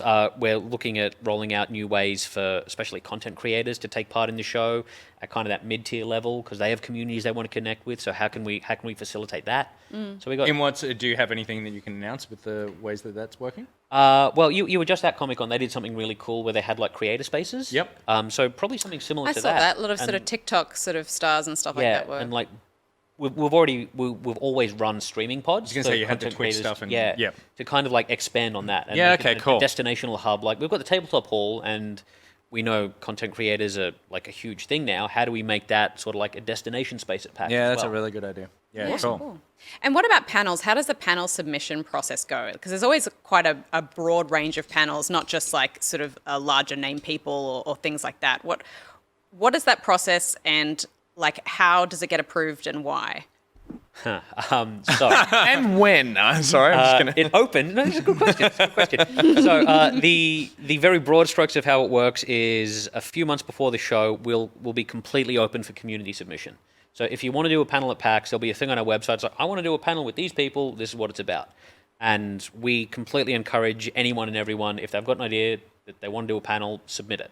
Because some of the best stuff we have is from first-time panelists. Yeah, totally. From there, we get maybe 3 or 4 times more submissions than we can physically put on a stage. We'll form a panel committee ourselves with myself, a few reps from PAX in the US, a few other local people, and we'll kind of just go through everything that's submitted and decide what we like and what we don't like. Or not what we don't like, what doesn't really fit. You can be honest, it's okay. Again, it's picking favorite children. But some of those children suck.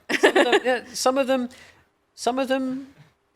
won't get a panel from PAX.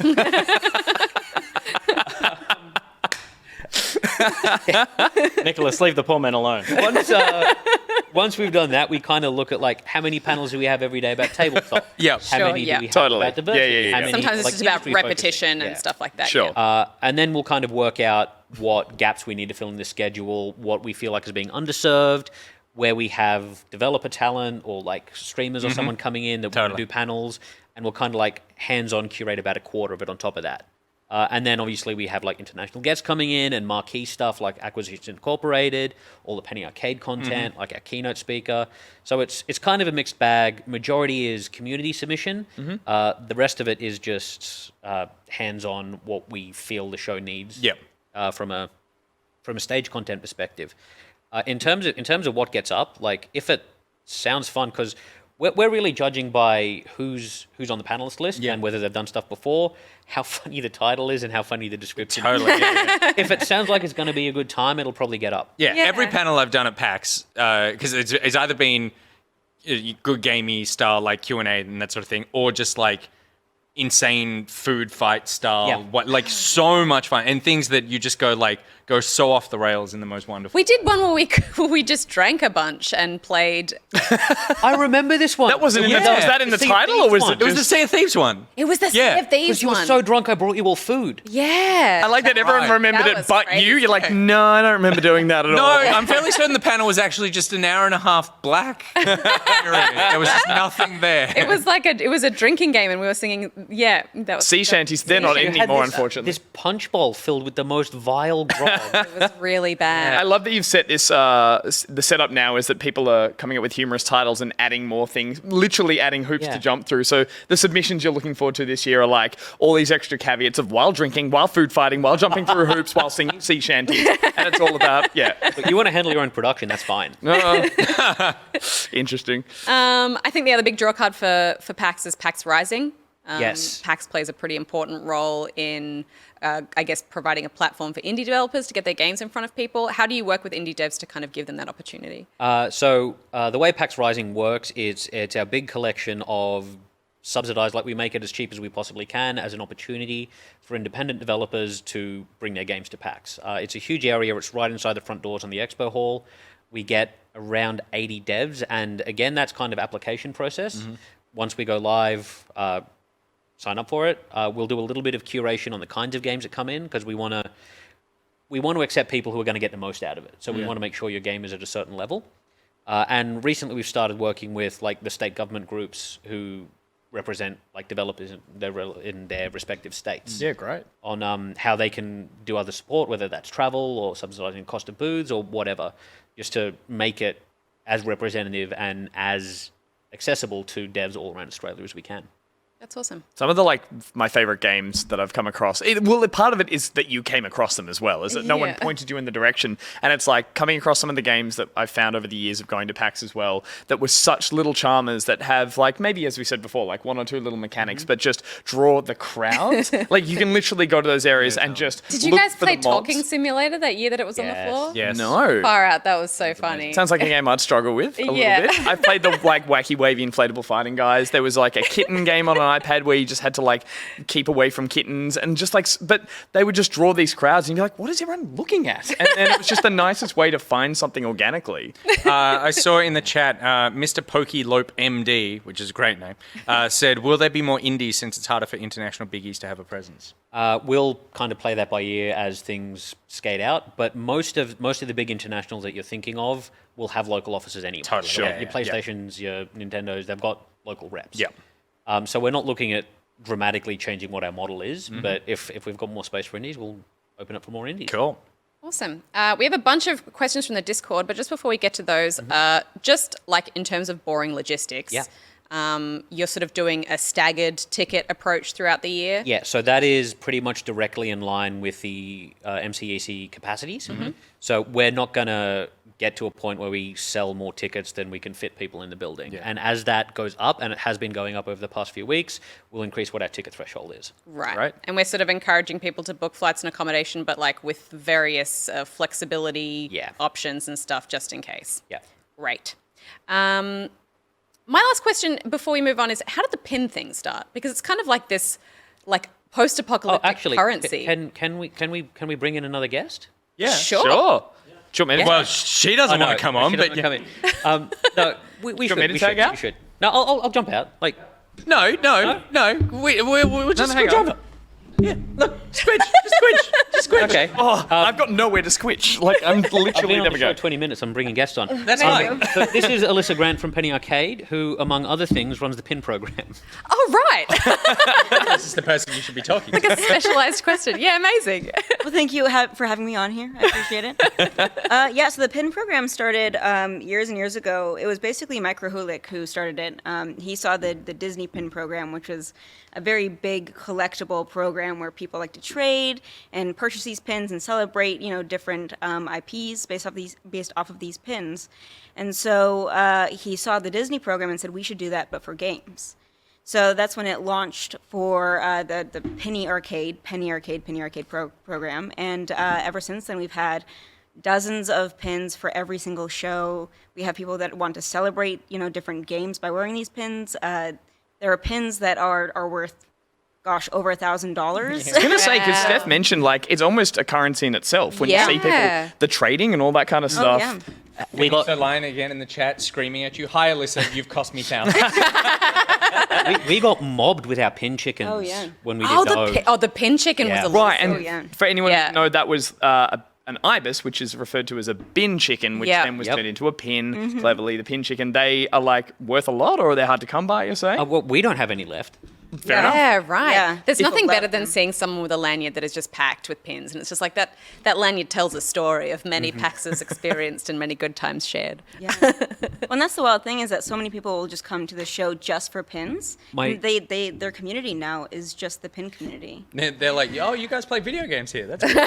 My favorite thing is the pin tourist. So a bunch of people in the States, will come to Australia and get as many pins as they can, and then go back to the States and sell them all. That is insane. Wow. Because people can't normally come to Australia get all the show pins, but they're such rare collector's items. Oh, and they don't want to miss out on the full spectrum of pins available. That's amazing. That's incredible. Yeah. Wow. There's this fellow that goes to all of the PAXs in the States who has a trench coat that weighs, I think, 50 pounds, 60 pounds, but it's all pins. Wow. He's got every pin, doesn't he? I believe so. And he doesn't wear that for 3 days. That's no way to live. You'd be so worried that one would just fall off or something. That would be. You get it yeah. like a thing, like a bullet belt thing. Oh, yeah. You can get locking Pindalier. backs. Yeah, pindalier. Thank you very much. Pindalier. Guys, you can't just add pin in front of everything. Is that how this works? Watch Yeah, me. you gotta That's how back pocket Pinify. works. Done it again.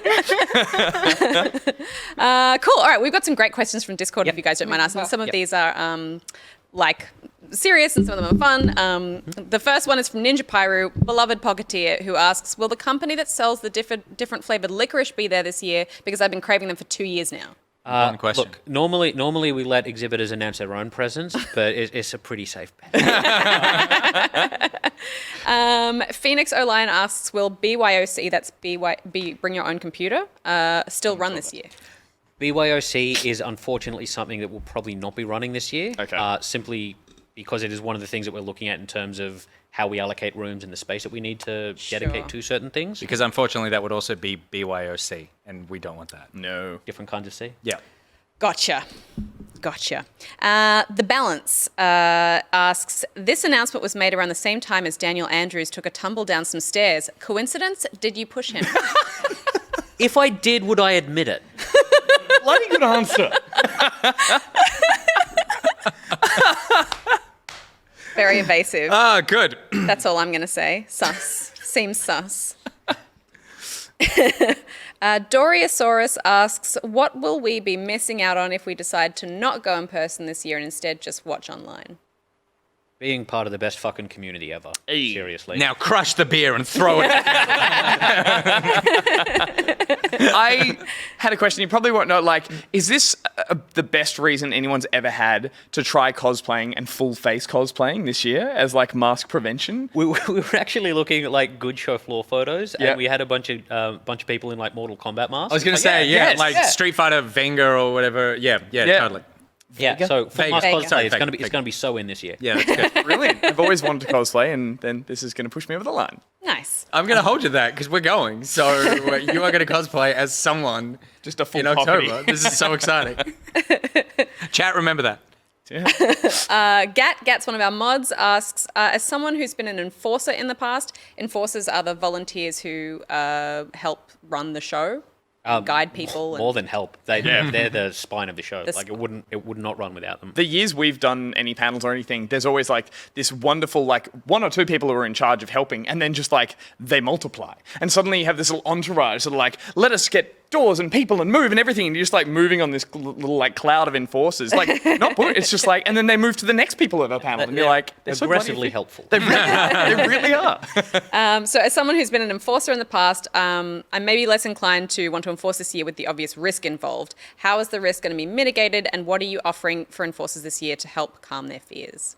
Again, I think all we have to offer right now, very sincerely, is just full compliance with every health and safety measure that we can reasonably adhere to. Where we have gone through and updated our refund policy for anyone who's like quarantine or can't travel through border closures. So check all those details out. Any enforcers who are feeling unwell, like, don't enforce that day. Same for any attendees. If you're not feeling well, don't come to the show unless you've had a test, sort of thing. Yeah. So if enforcers are closer to the show, need more details on sanitary protocols and like PPE gear, all that kind of stuff, yes, we're going to be providing that kind of stuff. Cool. Great. Nathan asks, indie booths, are they going to be a limited number compared to previous years? Any support for newer developers who may want to show their game at this year's PAX? Currently, we're looking at the same number as previous years. Nice. Yep. Excellent. Nicotex asks, as someone who's never been to PAX, why should this year be the year I break the seal? Because I think after a year off, everyone's going to be breaking a seal. Yes. Well, yeah, that's another huge part of PAX, or at least PAXaus, obviously, is just like the social experience that spills out from there as well. Absolutely. There's a whole strip of restaurants and bars kind of on the waterfront just outside the venue. The city itself kind of comes out to play. But one of my favorite little anecdotes about it is the fact that, I don't know if this will happen this year, obviously date changes, is that often there would be the weekend that it's running is sometimes the weekend that there'd be something on at the Spring Racing Carnival, which is when all the people dress up to go to the horse people in races. cosplay and people in suits equally drunk. They just but then they like collide on the waterfront. It's like they like come back from the races drunk, and then everyone comes out drunk, and everyone is just looking at each other, going, "What are you dressed as? What's going on?" And then there's this kind of apprehension. And then before you know it, the bars just have everyone like getting along and having this like very awkward experience if you had no idea either event was running. And also to speak to Nicotex, Like, the second best thing about PAX, I think, is the show. The first best thing about PAX is the people who go to PAX. Like, it's legit. You don't... The best thing is being at the show. Yeah, right? there's nothing, It's like, the such a show is vibe. awesome, but there's nothing about the show that tops the feeling of being around everyone at the show. And so it's like every year is the perfect year to go because it genuinely is just such a welcoming experience. And Yeah, like that. no offense to all the amazing work. No, you do, no. but like that's the draw. This right? is what I meant when I said that it lives and dies by the community. Yeah. Yeah. Like, you can't just be a part of something that vibes that strongly. Totally, you know? yeah. And it is wild. Everyone is so friendly. Like, you make new friends. And, like, we'll all be there. Tons of our community will be there as well. So you'll get to see everyone in person. Like, we'll do stuff that you will be able to see and come along to and that sort of thing. And then off the back of that, you'll be hanging out with people who went to that and they're like, oh, let's go to this bar and do this, or let's go watch this panel, or let's go play this game or whatever. And it's this snowball of realizing that you haven't slept in 3 days and now, fuck, I need to go home. I think it's one of those key differences with other shows. Like, the expo closes at 6, but the rest of the show's open until midnight, and people will hang out all night. at the Totally. show. And there's like speed run things that are on, Yeah. like, and it's like 11:30 at night, and there's these couches set up in like the speed run area, and people are just like watching that happen before they head off to some club or something. Yeah, it's just awesome. The Sea Shanties panel we ran in 2019. You were ahead of the curve. We were ahead of the curve. Like, it was meant to finish an hour and a half before it did, but the venue staff was so into it. It's like, yeah, let's just keep this going. Yeah, That's amazing. so good. I feel like there's a general vibe of like an epic comeback this year that we all are participating in, Definitely. and I feel like it's as much about kind of being there to support the show and what is actually a really like wonderful community space for people to like feel good about the stuff that they love and that they're into. So I'm very excited. But like Luke said, yeah, it's to come back with a vengeance. It's that Yeah. like idea that we all want to do this, and because we've had that year off, that we're just like, I'm pumped to get there, and even if it is me standing there lonely dancing to Rasputin myself, I'm gonna do it In cosplay. in cosplay. We're going to move on to some games in a minute. You have a kind of a tournament thing that runs at PAX, Omegathon. Omegathon. Yeah, right. Yeah, the Omegathon is a really cool knockout tournament where if you buy a ticket before a certain time in the year, you can enter into the Omegathon draw, and we will literally pick just 20 random people who have bought tickets to PAX to participate in this knockout tournament that goes over all 3 days of the show. The closing ceremony of PAX is the final round of the Omegathon. The winner we send to whatever PAX they want to go to. And a huge Amazing. part of that is, I believe, it's the games that are picked. It's like not just what's new that year or something. It's like a complete sort of like collage or cavalcade of like random games throughout the year. Yeah, and like that sort of thing. we try to get some new indie games in there. Yep. We dig up some old favorites. We try to run Worms, but then realize it doesn't work on new computers. I play Worms. I'll get it working. Gus is a huge Worms fan.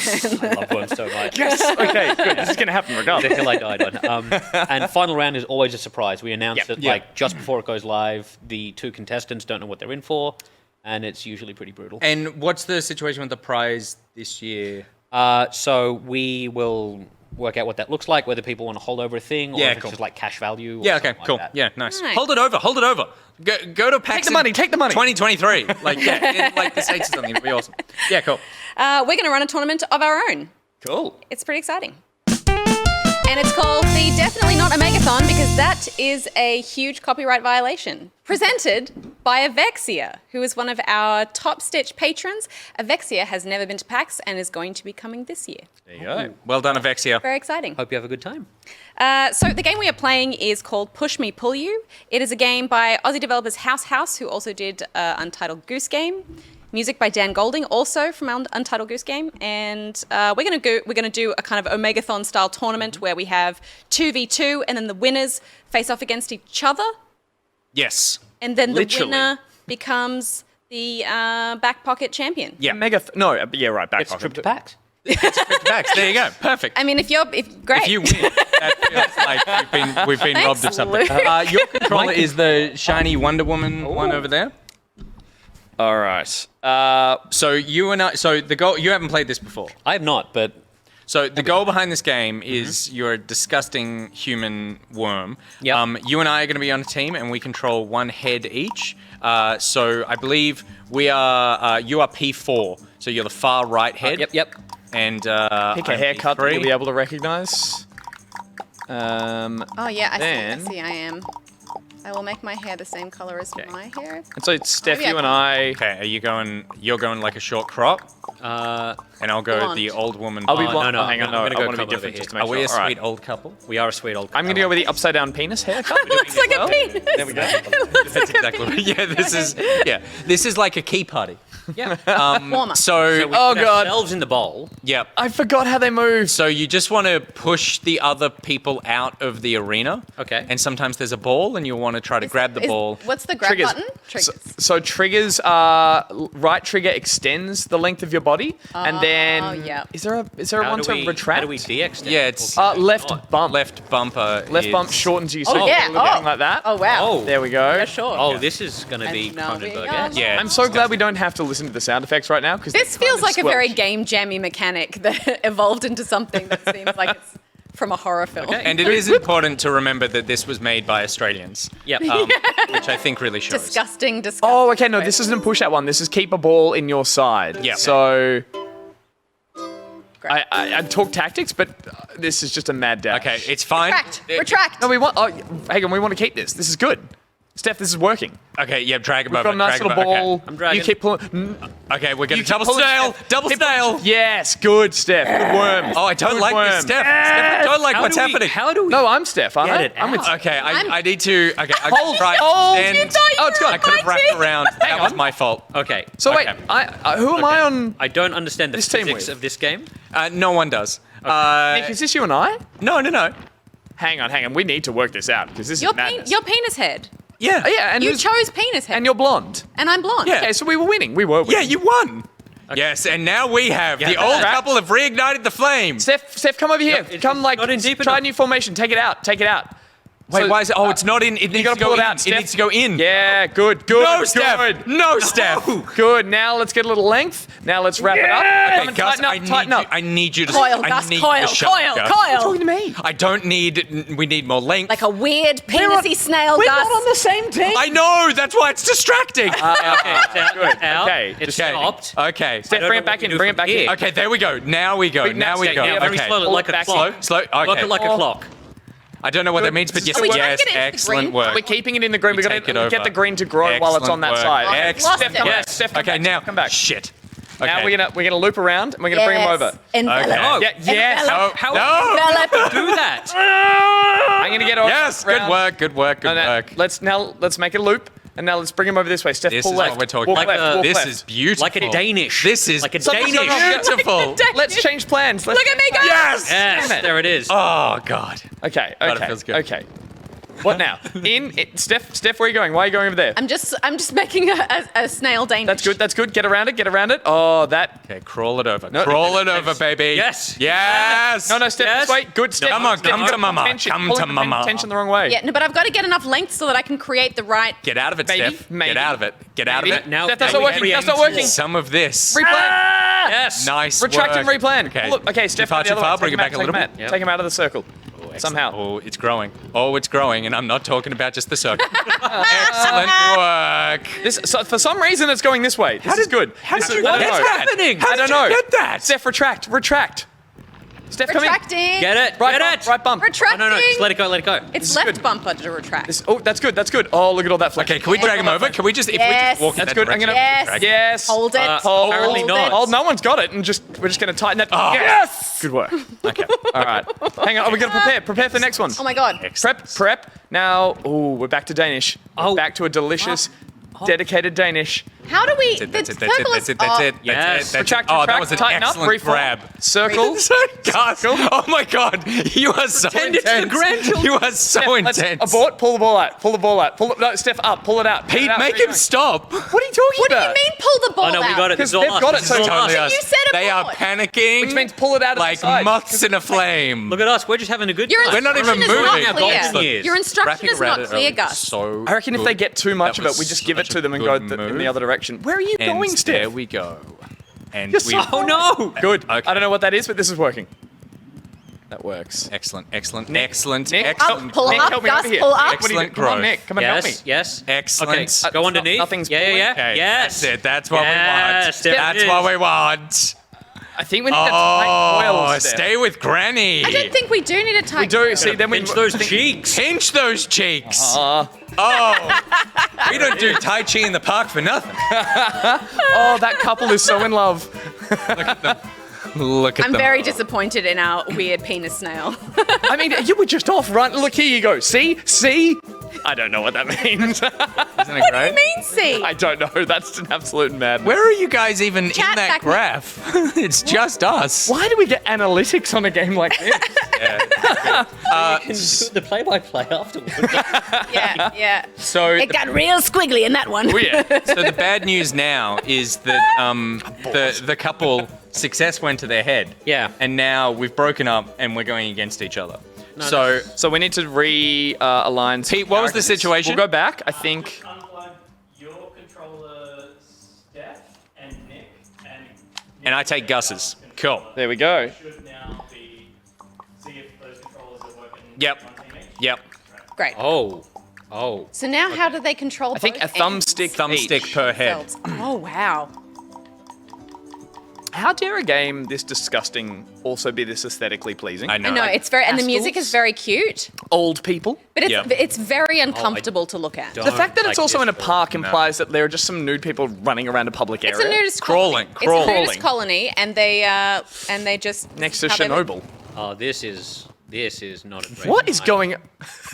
When they're Oh tiny. God! When they're tiny. It's creepier when they're small. Because actually Ew. the haircut on the back of my head looks like a butt, Like genital. and so It does. I just look like a person crawling around. This is literal Cronenberg shit. Like, oh Yeah. God! Okay, It's weird. hit A when you're ready, and then we're going in. Okay.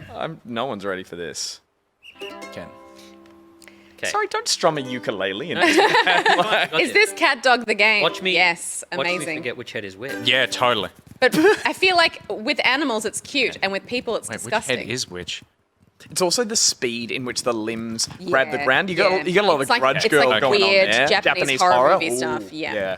Okay, in you come, in you come, in you come, in you come, in you come, in you come, in you come, in you come, in you come, No, in you come, no. in you come. Pete, in can you you come. make Nick There shut up? we go. In you come, in you come, in you come, in you come, in you come, in you come. There you go.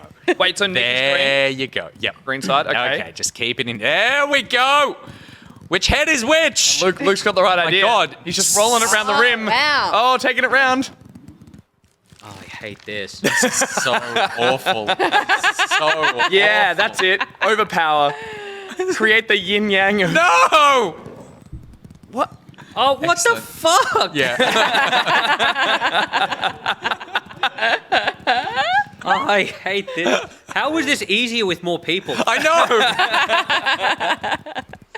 It's almost like a sort of head stomach thing where you kind of have to be controlled. Pat your head. It is so hard to Yeah, remember yeah. which head is controlled by which stick. Yeah. It does not track in my brain. Yeah. Still not quite sure if more length or more flesh on the field gives you more pull. Have I overanalyzed this? Have the analytics gone to my head? Does I mean, more I flesh on think the it's- field give you more I think pull? it's entirely dependent on what the other Yeah, Luke, person push is- it out, push it out, push it out. Oh God, get it through. Keep it in. Yes. No! I think it's entirely dependent on what the other person is doing. Okay, right. Sometimes So there's the long counter-forces. stretch works, but then if they're doing something else. He's got, I think, the long stretch with the tight coil at the end. This is not the sport. that I should be was doing the commented. long stretch a lot, and you were cutting me down for I was it, getting Gus. around that ball so Yeah. you could pull my Yeah. tight coil over. So So intense. What is this? This is love. This is how babies are Like, made, Luke. Even though the marriage has died. Well, maybe we're just seeing still each have other such casually. chemistry. Yeah. Nick, you've gone limp as your characters are dragged this is around. really. He's too flaccid for, Yeah. for what he needs to be doing. Oh, There's it's never too been much- my problem. Oh God. There's too much flaccid flesh on the field. Stay. Okay. Go. Go. Come on. on. Come on. No. Oh, go, you bastard. Quick, get back in. You've gone. Fuck, I keep waiting for like a hard reset between rounds, Yeah, but no. never no, really it's said. not. It's just skin. You play it straight where the away. old lady lies.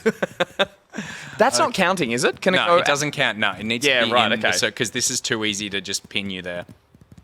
Okay, come on. Oh yeah. Oh yeah.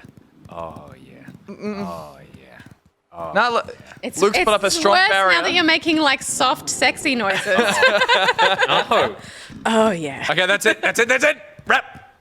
Tight. Curl. The coil. Spin and lift. Nick with the clench and pull. Oh my God. God damn it. No! Yes, he's gonna. He. This is a length fight right now. Yeah. Someone's you leaving need to the- get. You need to get the Yeah, the- guy with the comb over There we around go. the That's redhead. That's what I was looking for. Looking for one of these. Someone was leaving the chat just, I think, because it's the end of the night, but reading it in context of this was them just going, I'm out. I'm out. Oh! Yes. Good. All right. How did you do that? Wow, Logical what sense, a but there's play! no logic here. Oh my God. No, this is is just- just all physics. The simple pleasures of the flesh on the field. Oh my God. Get in there. That's it. Get a coil in. Get a tight coil. Oh, Stretch. no! Oh, that's a Stretch. strong drag. Oh. No! The little hands as you get dragged away. Yeah, the little It's fingers mine. out like. Go. Okay. Come on. Okay. That's nope. Out. Oh my There we go. gosh. And now run away. Got it, Nick. Oh. Got it. Oh my God. Oh, there's nothing. Wait, how did my circle shrink? Does It it goes shrink down when you- while they're in the other. See, it's Oh, happening that's now. messed up. We're going to be Yeah. here all night. We are also going to be really here cold. forever. Push against, Luke. You've got Get in it. there. Go with the hot dog move. Hook around. Yeah. My move. Nice. I'm playing my move. Now tighten that thing up. Get that. No Roll Danishes. the Far less Danish. Danishes. Roll the Danish. It's so hard to just get in where you need to be. Oh, it gets around. Gets right. No, look, that's good. Now, oh no! This is insane. Made. This is insanity. I can't handle how long this is going to go on for. I'm emotionally not prepared for this. New approach. Wrap around. That's Around. good. Get around. I Wrap reckon. all Tighten the that way thing up. around. Get some. Yeah. Yes. Yeah. Tighten the coil. Tighten the coil, Tighten the Steph. coil and pull. Oh, God. We're in Danish town. It's happening. Come on. Chat, I'm so sorry. Yes. Come on, Luke. Come on. Yeah. Why She's you- got nowhere to go. Pull Gus, her in. we work together every day. Why know. you like Wow. this? That you answered your own question. Come on. Get around. Come on. No. The worst part is if I win here, There's another one. Another one to go. Oh no, stalemate. Hang on. I've Okay. definitely forgotten which head is which. So have I. Okay. I just need a breather. This is... God. Okay.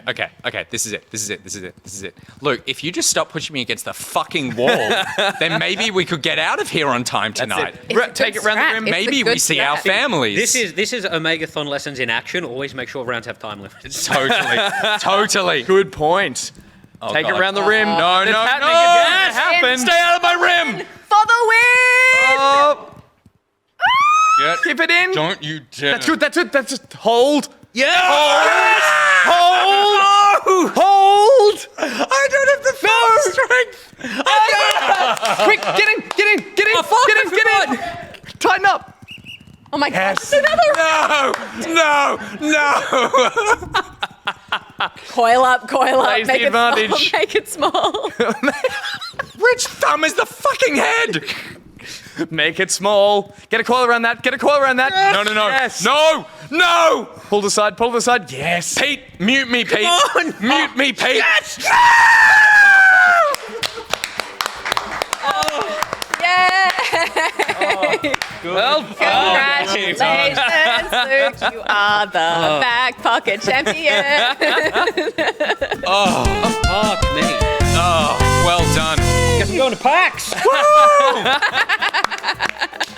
Congratulations, that was epic. My boss told me I was going to be fired if I didn't win. That was like infuriating and thrilling to watch at the same time. it shouldn't have been as exciting as it was, based again on how lovely this game It's because is. their physics we're unfamiliar with. So Oh, yeah. it's like, I could feel your frustration because it's a puzzle that no one really knows how to Totally, yeah. I still don't know if it's better to be longer or shorter. Like, what Yeah, gives I you don't. more Yeah, I don't. I think short probably gives you more Strength. power You could to pull like them push. together? Yeah. Yeah, less drag. I liked chat were massively into it, and I did see right when I started screaming "Mute me, Pete." Someone said, "This is the weirdest dirty talk I've ever heard." Well, thank you so much, Luke, for coming on our show. Thank you for having me anytime. Chatting you, to our dude. awesome No, we community. really We're all appreciate it. Can't wait super to- excited for PAX. Yeah, can't wait. It's going to be so much fun. And Let's see what I'm wearing. thank you so much. We're going to go to a short break, and when we come back, what are we doing? A very quick new segment, and then we're out. Oh, a new segment.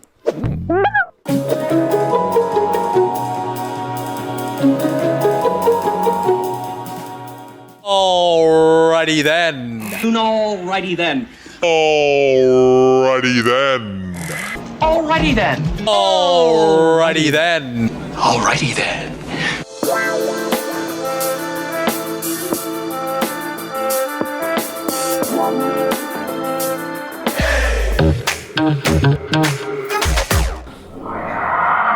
What the fuck?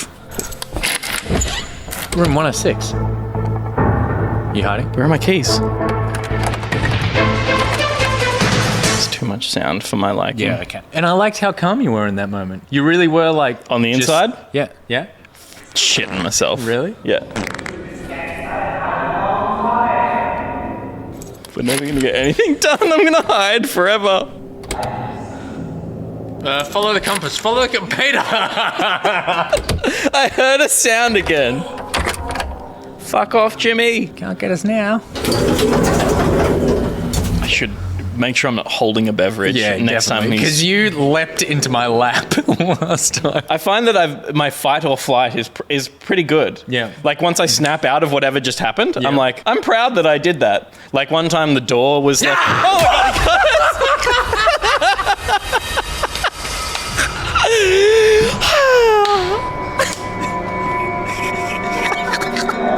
Doesn't count because it's intentionally jump scary.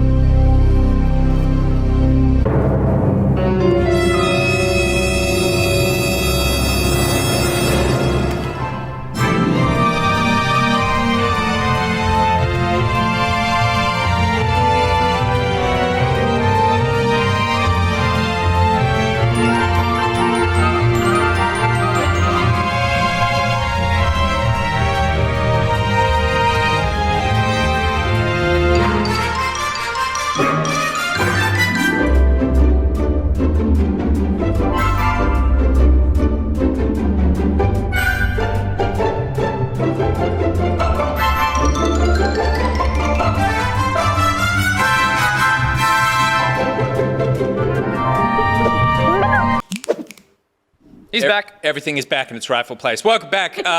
You saw there some word from our sponsors from LokiCat and from SithKat. Thank you very much for sending those in. Remember, if you are a patron at the second tier or higher, is it the second tier? I believe so. I believe it is. You can send in a word from our sponsor, any word you want. third tier. Third tier or higher. Any word you want.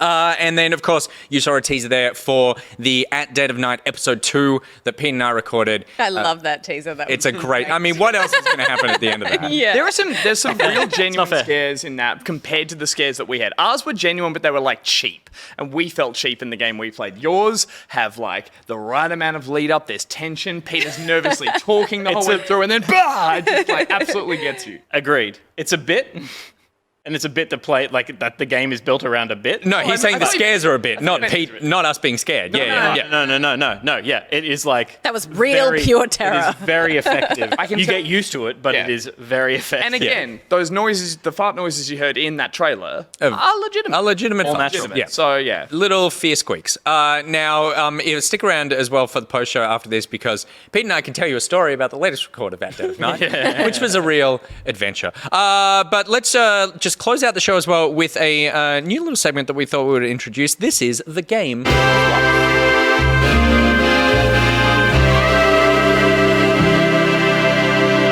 Presented by Nicrotex, aka Nick Belling. You know him on Twitter. Nick Belling, every week we just read out a tweet of his at random. February 24th, Nick tweeted, when you get into a lift and you're all alone, but the lift smells, and you hope to God no one else gets in the lift before you get off. Because it's not like you can say to someone, that smell isn't me. Because the second you say that, in their eyes, it's definitely you. Do you know what I do? What do you do? I look disgusted as I leave the lift. Oh, that's such a thing that you would I do. go like, oh, Fat lift. I feel like you looking disgusted is just like a go-to for so many different. Especially when I fart in the lift. Yeah. I just stare them in the eye, and then even if they stand behind me, I just follow them. I do the old. It was me. The Game of Life is a new segment where we all bring something to the table that we think will improve other people's lives. So whether it's a recommendation of something people might enjoy, a thing that could help you in your day-to-day, or just a good sandwich, then the Game of Life is where we can help make each other's lives better. You laugh, but wait. Yeah, I know. That's why I'm happy about it. Gus, how are you going to make people's life better this week? I have been making my life better this week by getting back into an old hobby of mine that I didn't think I'd totally forgotten until I went to a news agency, which I haven't done in years. Is that the hobby? Stamps. No. I picked up a crossword book, but at the same time as I picked up one of those adult colouring in books. You know the one? Sorry, that didn't sound right. There's no such thing, dude. No, they're gross. definitely- Yeah, it's just and it's just colouring in push me pull you characters. It kind of these like really abstract patterns that you colour into calm. Yeah. So I they're picked awesome. up a book on crosswords. Yep. And I picked up that. I've thrown out the colouring book because it's terrible. I recycled it, but it was so bad. I was like, that's a really bad habit. But I'm back into crosswords. It's a bad habit. I wouldn't say it's a bad habit. I just think it's if it's meant to be like a meditative experience. Yes. But I mean, even I, who I would say among us has probably been a sucker for the most like lame wellness trends. I have never picked up an adult coloring book. Well, they came in the little plastic thing. Both of them. Wait. Come on. This whole segment is meant to be about how to better your life. And So- we're ripping into Gus here. Let's let him have this. That's what- Hear him out, and we'll just let people make their own I mind was up nice about it. about Pokemon before. Yeah, we'll rip into him after he says his thing. That's what Absolutely. the post show's about. No, it came as a bundle, and I thought maybe I'll try them. I realized they were rubbish. I threw them out, and I got back into crosswords. I sit up Also in bed. rubbish. No, We got heaps into that crossword app for ages. I know, but you find the writer of the crossword. Stop it. Fuck. Get a pencil with an eraser, and do it Cheating. in bed like an old-fashioned crossword. Question. It's not an app. It's not one of those things that does 6 words and then Yep, it changes yep, to the other yep, one yep. and gives you a currency Yep. and goes, boom, you're doing really well. It's just peaceful, quiet. It's the sound of classic, like graphite on paper, and that's what I've been doing for the past 2 to 3 nights, and I would highly recommend you try it. I love this. I love this. Spelling. I love this. Multiple. I have an adult coloring book. It's awesome. So Yeah. fuck you both. No. But the crosswords is a great choice. Now my question, the actual important question. Cryptic? No. Oh no. Pencil. Does it have the eraser on top, or do you have a separate eraser? Good question. I have a separate eraser. Okay, right. Eraser on top never works. It never It doesn't, does it? That's what I was going to say. Red smear on your page. The only good thing about an eraser on top of a pencil is when you're thinking, I put it on my lips and I spin it around, and over the course of a couple of weeks, my lips sharpen it to a fine point. That's strange, and I thought, wouldn't it you just have dissolved eraser in your mouth? Well, it's like a tiny bit of arsenic. You don't notice it. If someone ever came up to me and then tried to kill me by poisoning me with 10 erasers in my drink, it wouldn't work because I'm immune. Oh, like in The Princess Bride with the Totally. arcane poison. It's exactly taking that. Small amounts. That's exactly Probably that. with the 7 pencils in your drink at the same time. You're No. like- So Anyway, your thing this week is eat erasers because you never know when someone's going to try and poison you with an eraser. I like to be prepared for all situations. Yeah. crosswords are great. Adult coloring books are rubbish. All right. Controversial. Stephanie. This feels like a segment that is all about old people doing old people things. Yeah, that's absolutely. That is my fear. Hey, I just want to remind you that I'm young and hip, but also I think if you do those meal order boxes, it'll change your life for the better. Mm-hmm. Here is what I think. I feel like we did this a few years ago. We signed up for one of those meal boxes things, and this is where they send you all the ingredients, and then you and a couple of recipes, and you choose your recipes each week, and then you make them. Back when we were working on screenplay, and we were working kind of like long days, and we were getting home late. We tried it then, and then I just got frustrated with it because I was too tired, and I didn't feel like cooking and all this kind of stuff. Our life is different now. We work from home a lot more, and we live quite far from a supermarket. We're like a 10, 15-minute drive from the supermarket, so if we don't have food in the house to cook something, we're guess we're eating toast. So With Jesus' face on it. but there's I've really, really gotten into this meal box thing this past year. I'm obsessed with it. It is so good. We are cooking things that we would never normally make. You get into a habit, I feel like, as people, cooking stuff that you're comfortable with, and it's like steak with like some vegetables on the side maybe, and like rice, and then you don't really kind of explore beyond that because often it involves buying ingredients in large quantities that then you use a small amount of that then spoils in your fridge and you just like feel very wasteful. Whereas the meal boxes send you like a little tiny portion of everything you need to make this meal, and we're eating like Japanese, we'll eat like Greek, we'll eat like... So exotic. I know. That's Japanese. I've never cooked Japanese. Yeah, no, that's fair. Do you That's know what fair. I mean? I feel like Yeah. as a country, it's not like you grow up eating a lot of Japanese cuisine. I feel like it took a long time for us to just get into sushi train. Well, now that we've moved into phase 2 of everyone's suggestions where we all shit on it, I will swoop in and say that I 100% back her up on this because I've started doing them recently as well. And I think what you're really tapping into, it's like, I'm going to say the third or fourth element to a meal, which you would never do by yourself. Yes. So you do your basic... Like the herb yogurt. Yeah, why would you make a herb yogurt? You've got your steak, you've got your true. carb, and you've got your one other green thing, but you didn't think of a glaze, did you? I don't know how to make a glaze. And This like, teaches you they're how to never... make a glaze. Like, it's You didn't think of a glaze, did you? and it's like more complicated than the stuff that you would normally cook, but like not as... Well, they had that on the list of t-shirts. We need Mute Me Pete, and you didn't think of a glaze, did you? You didn't think of a glaze. Yeah, I know. But like, it's not like as complicated as if you got like a recipe out of a recipe book and that was very stressful. And just the fact that everything comes in like little tiny packets and then you just follow all the steps. It's so nice. Yeah. What else have we had? We've had like cool, I love all the noodle dishes where you We have a lot of a thing we wouldn't have found because, like, you know, like glass noodles and stuff, like vermicelli and rice noodle and stuff like that. Yeah. But we've had we have in a few received a noodle that's made from sweet potato. It's like a glass noodle. And it's epic. Yeah. It's so good. It's so good. But I also we just didn't cook a lot of Asian food in general because I feel like I had one stir fry that I would attempt and totally fuck it up. And it was so disgusting that I was like, this is not something that I should try again. Why are you still laughing? We both just read the same thing. But I calmed down and then I saw a comment. Right now, no, we have to say it. Yeah. Crypt Keep says the glaze is the semen of the dish.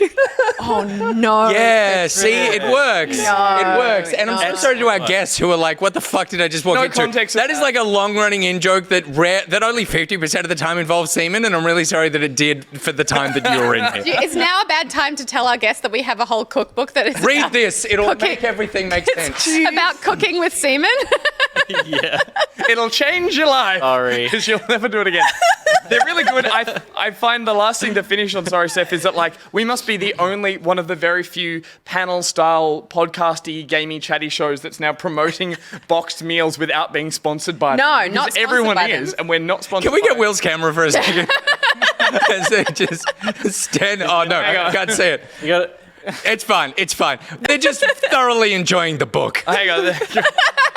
Is that a flan? Oh, that's oysters. The semen of the sea. Lovely. The Yeah. semen of the sea. Lovely. Okay, that's a good shout. That's a Yeah, good shout. and I feel like if people feel apprehensive, like we only get 3 meals a week. So the rest of the week we can eat chicken nuggets or whatever the hell we want. Yeah. We cook other food. Yeah, but like Yeah. sometimes if you want, like I'm saying for people Yeah, who are you like, don't have to I don't commit want to to like cooking commit every to night. cooking complicated things every night. If you Can want I- to get your takeout or you want to like have whatever. I recommend being cripplingly single. You've got 6 meals a night. Oh yeah, There you go. but yeah, You've you got can do 3 like sets leftovers right. where you're and making stuff. two versions. I've done the Millbox thing. It's fantastic. I have wanted a Millbox sponsor for this show for a very long time because I feel like we would do wonderful things with that, and none of that would involve that book. If you're a meal box, give us a call. give us a call, Millbox. If you're a meal box, call me. Call your boss and say, hey, Totally. A, I learned to talk. B, Unless we just did the whole spruik there and we blow a load on Mealbox. Oh my We haven't goodness. mentioned a brand. and we won't brand mentioned. until you pay us. Peter, Yeah, sorry, I didn't do that again. Peter, No, and we won't. and we won't until you pay us. Thank you very much. Because Peter. that'll be in the intro for next. Good. Oh, gotcha. Yeah. We're doing bits now. On a similar vein, we've been eating wrong for so long. People go out and buy loaves of bread that are cut. Why? What the fuck Stop is fucking this? doing that. Hang on, It's convenient. I love cut bread. Cut bread sucks. No. That's Go wild. go and get yourself a mini sourdough loaf, something crunchy. Doesn't need to be a sourdough. Just needs to have a really nice, heavy, thick crust. Cut it in half. I'm talking small. If you're gonna, You're going to be infuriated when he finishes this story because I already am there is a thing infuriated. that he He's does advocating that is for so bad. uncut, smaller bread. no, I'm not. You think I'm advocating Roast it, for not after Pete's been done with you? when you feel like having your piece of bread, your like sandwich for lunch, what you do is you cut a small roll in half, you gut it. The bread sucks.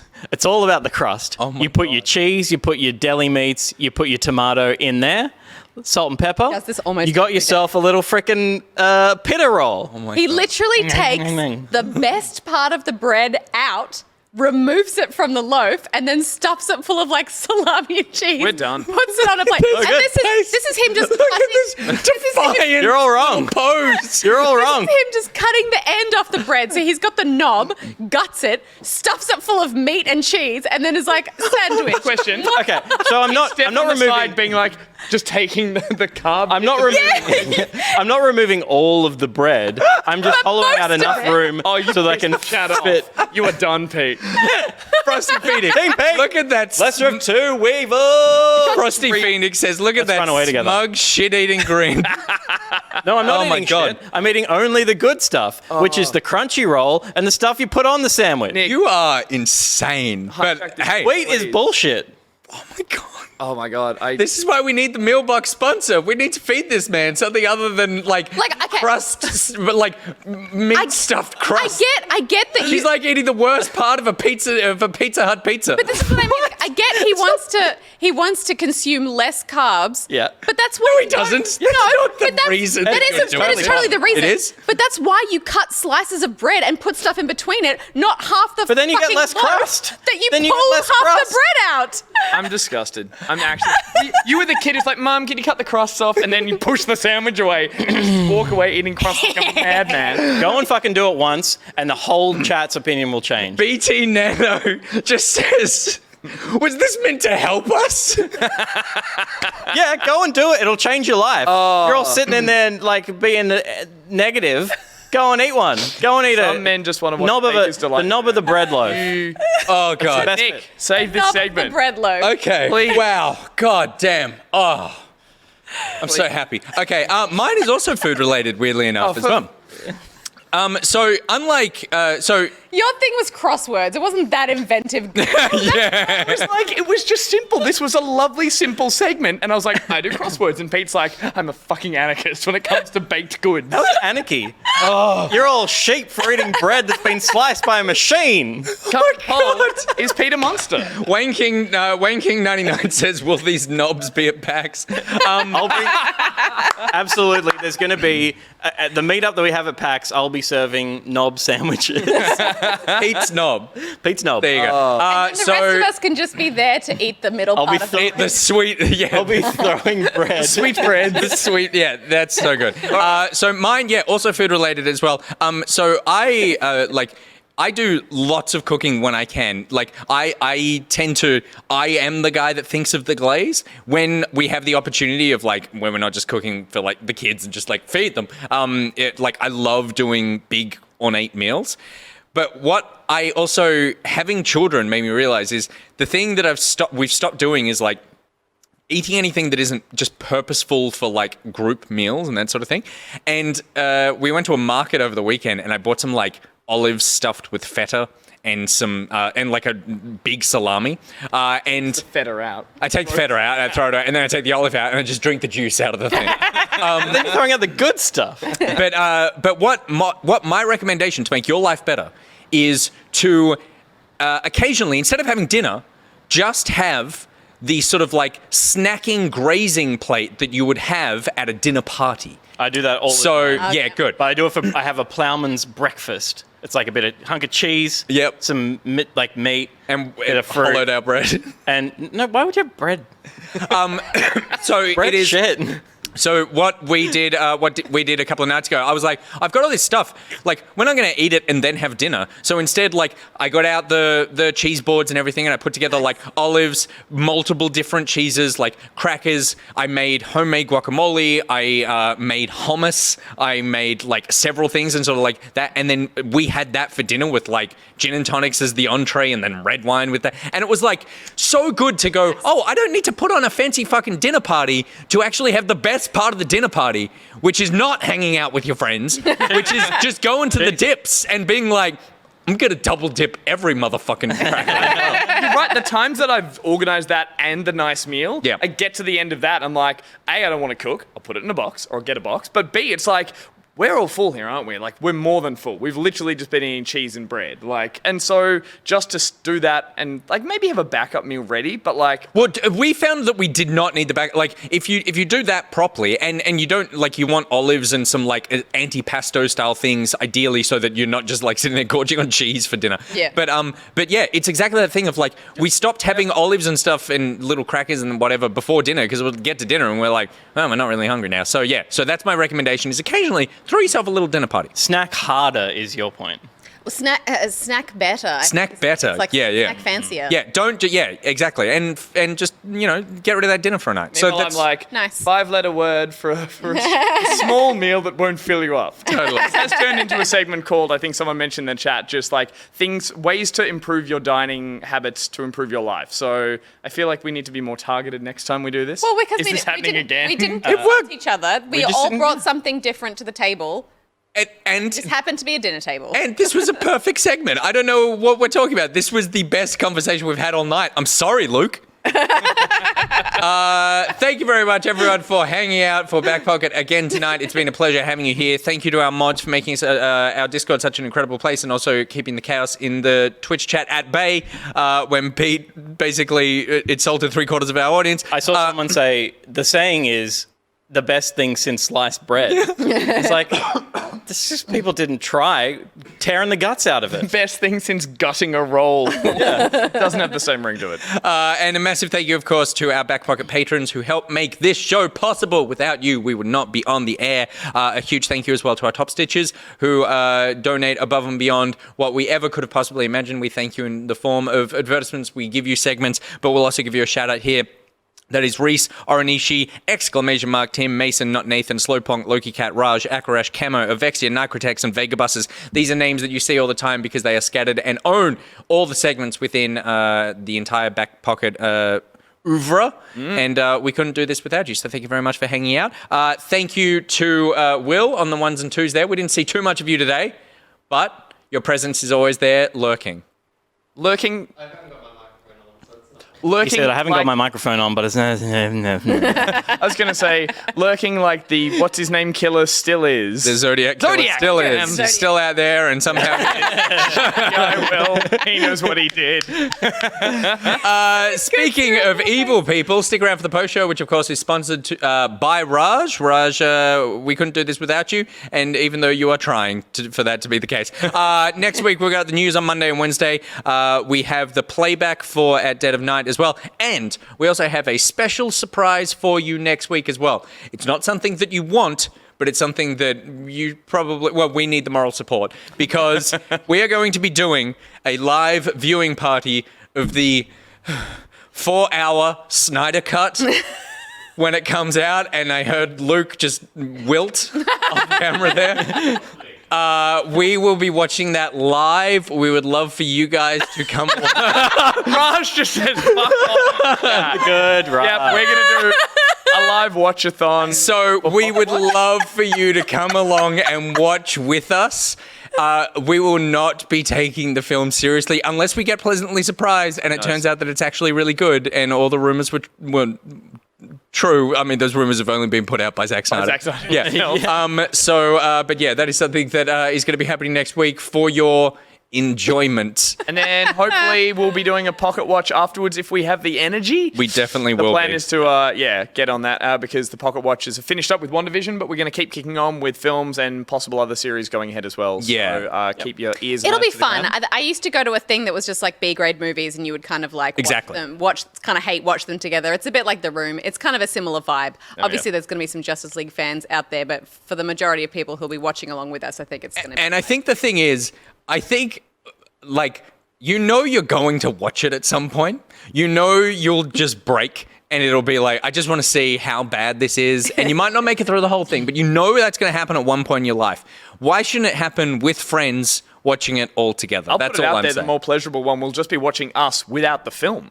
Just watch our reaction. Totally, yeah. Thing. I'll have a cheese board. He'll be doing the crossword. She'll be putting together some sort of Greek lemon yogurt, and Pete'll just Very be hollowing exotic. things out. I'll eat one live on camera. Don't push him. I'll do it. And if you want Pete to eat something live on camera, head to patreon.com/backpocket to become a member of the community, twitch.tv/back_pocket, and youtube.com/backpocket channel is where the archive of all this content goes up. All right. Head to the store at redbubble.com/people/back-pocket. And remember that the merch, the t-shirt is coming next month for the exclusive 3-month patrons for that exclusive The Nose is the Blank of the Face t-shirt. It's looking sexy too. It's looking good. Minor redesign, but we have improved it immensely. It got a massive glow up. It is very exciting. wow. Yeah, it looks awesome. So stick around for the post show. But until next week, shall we back it out? Let's back it up. Back it up. See you later, guys. Bye.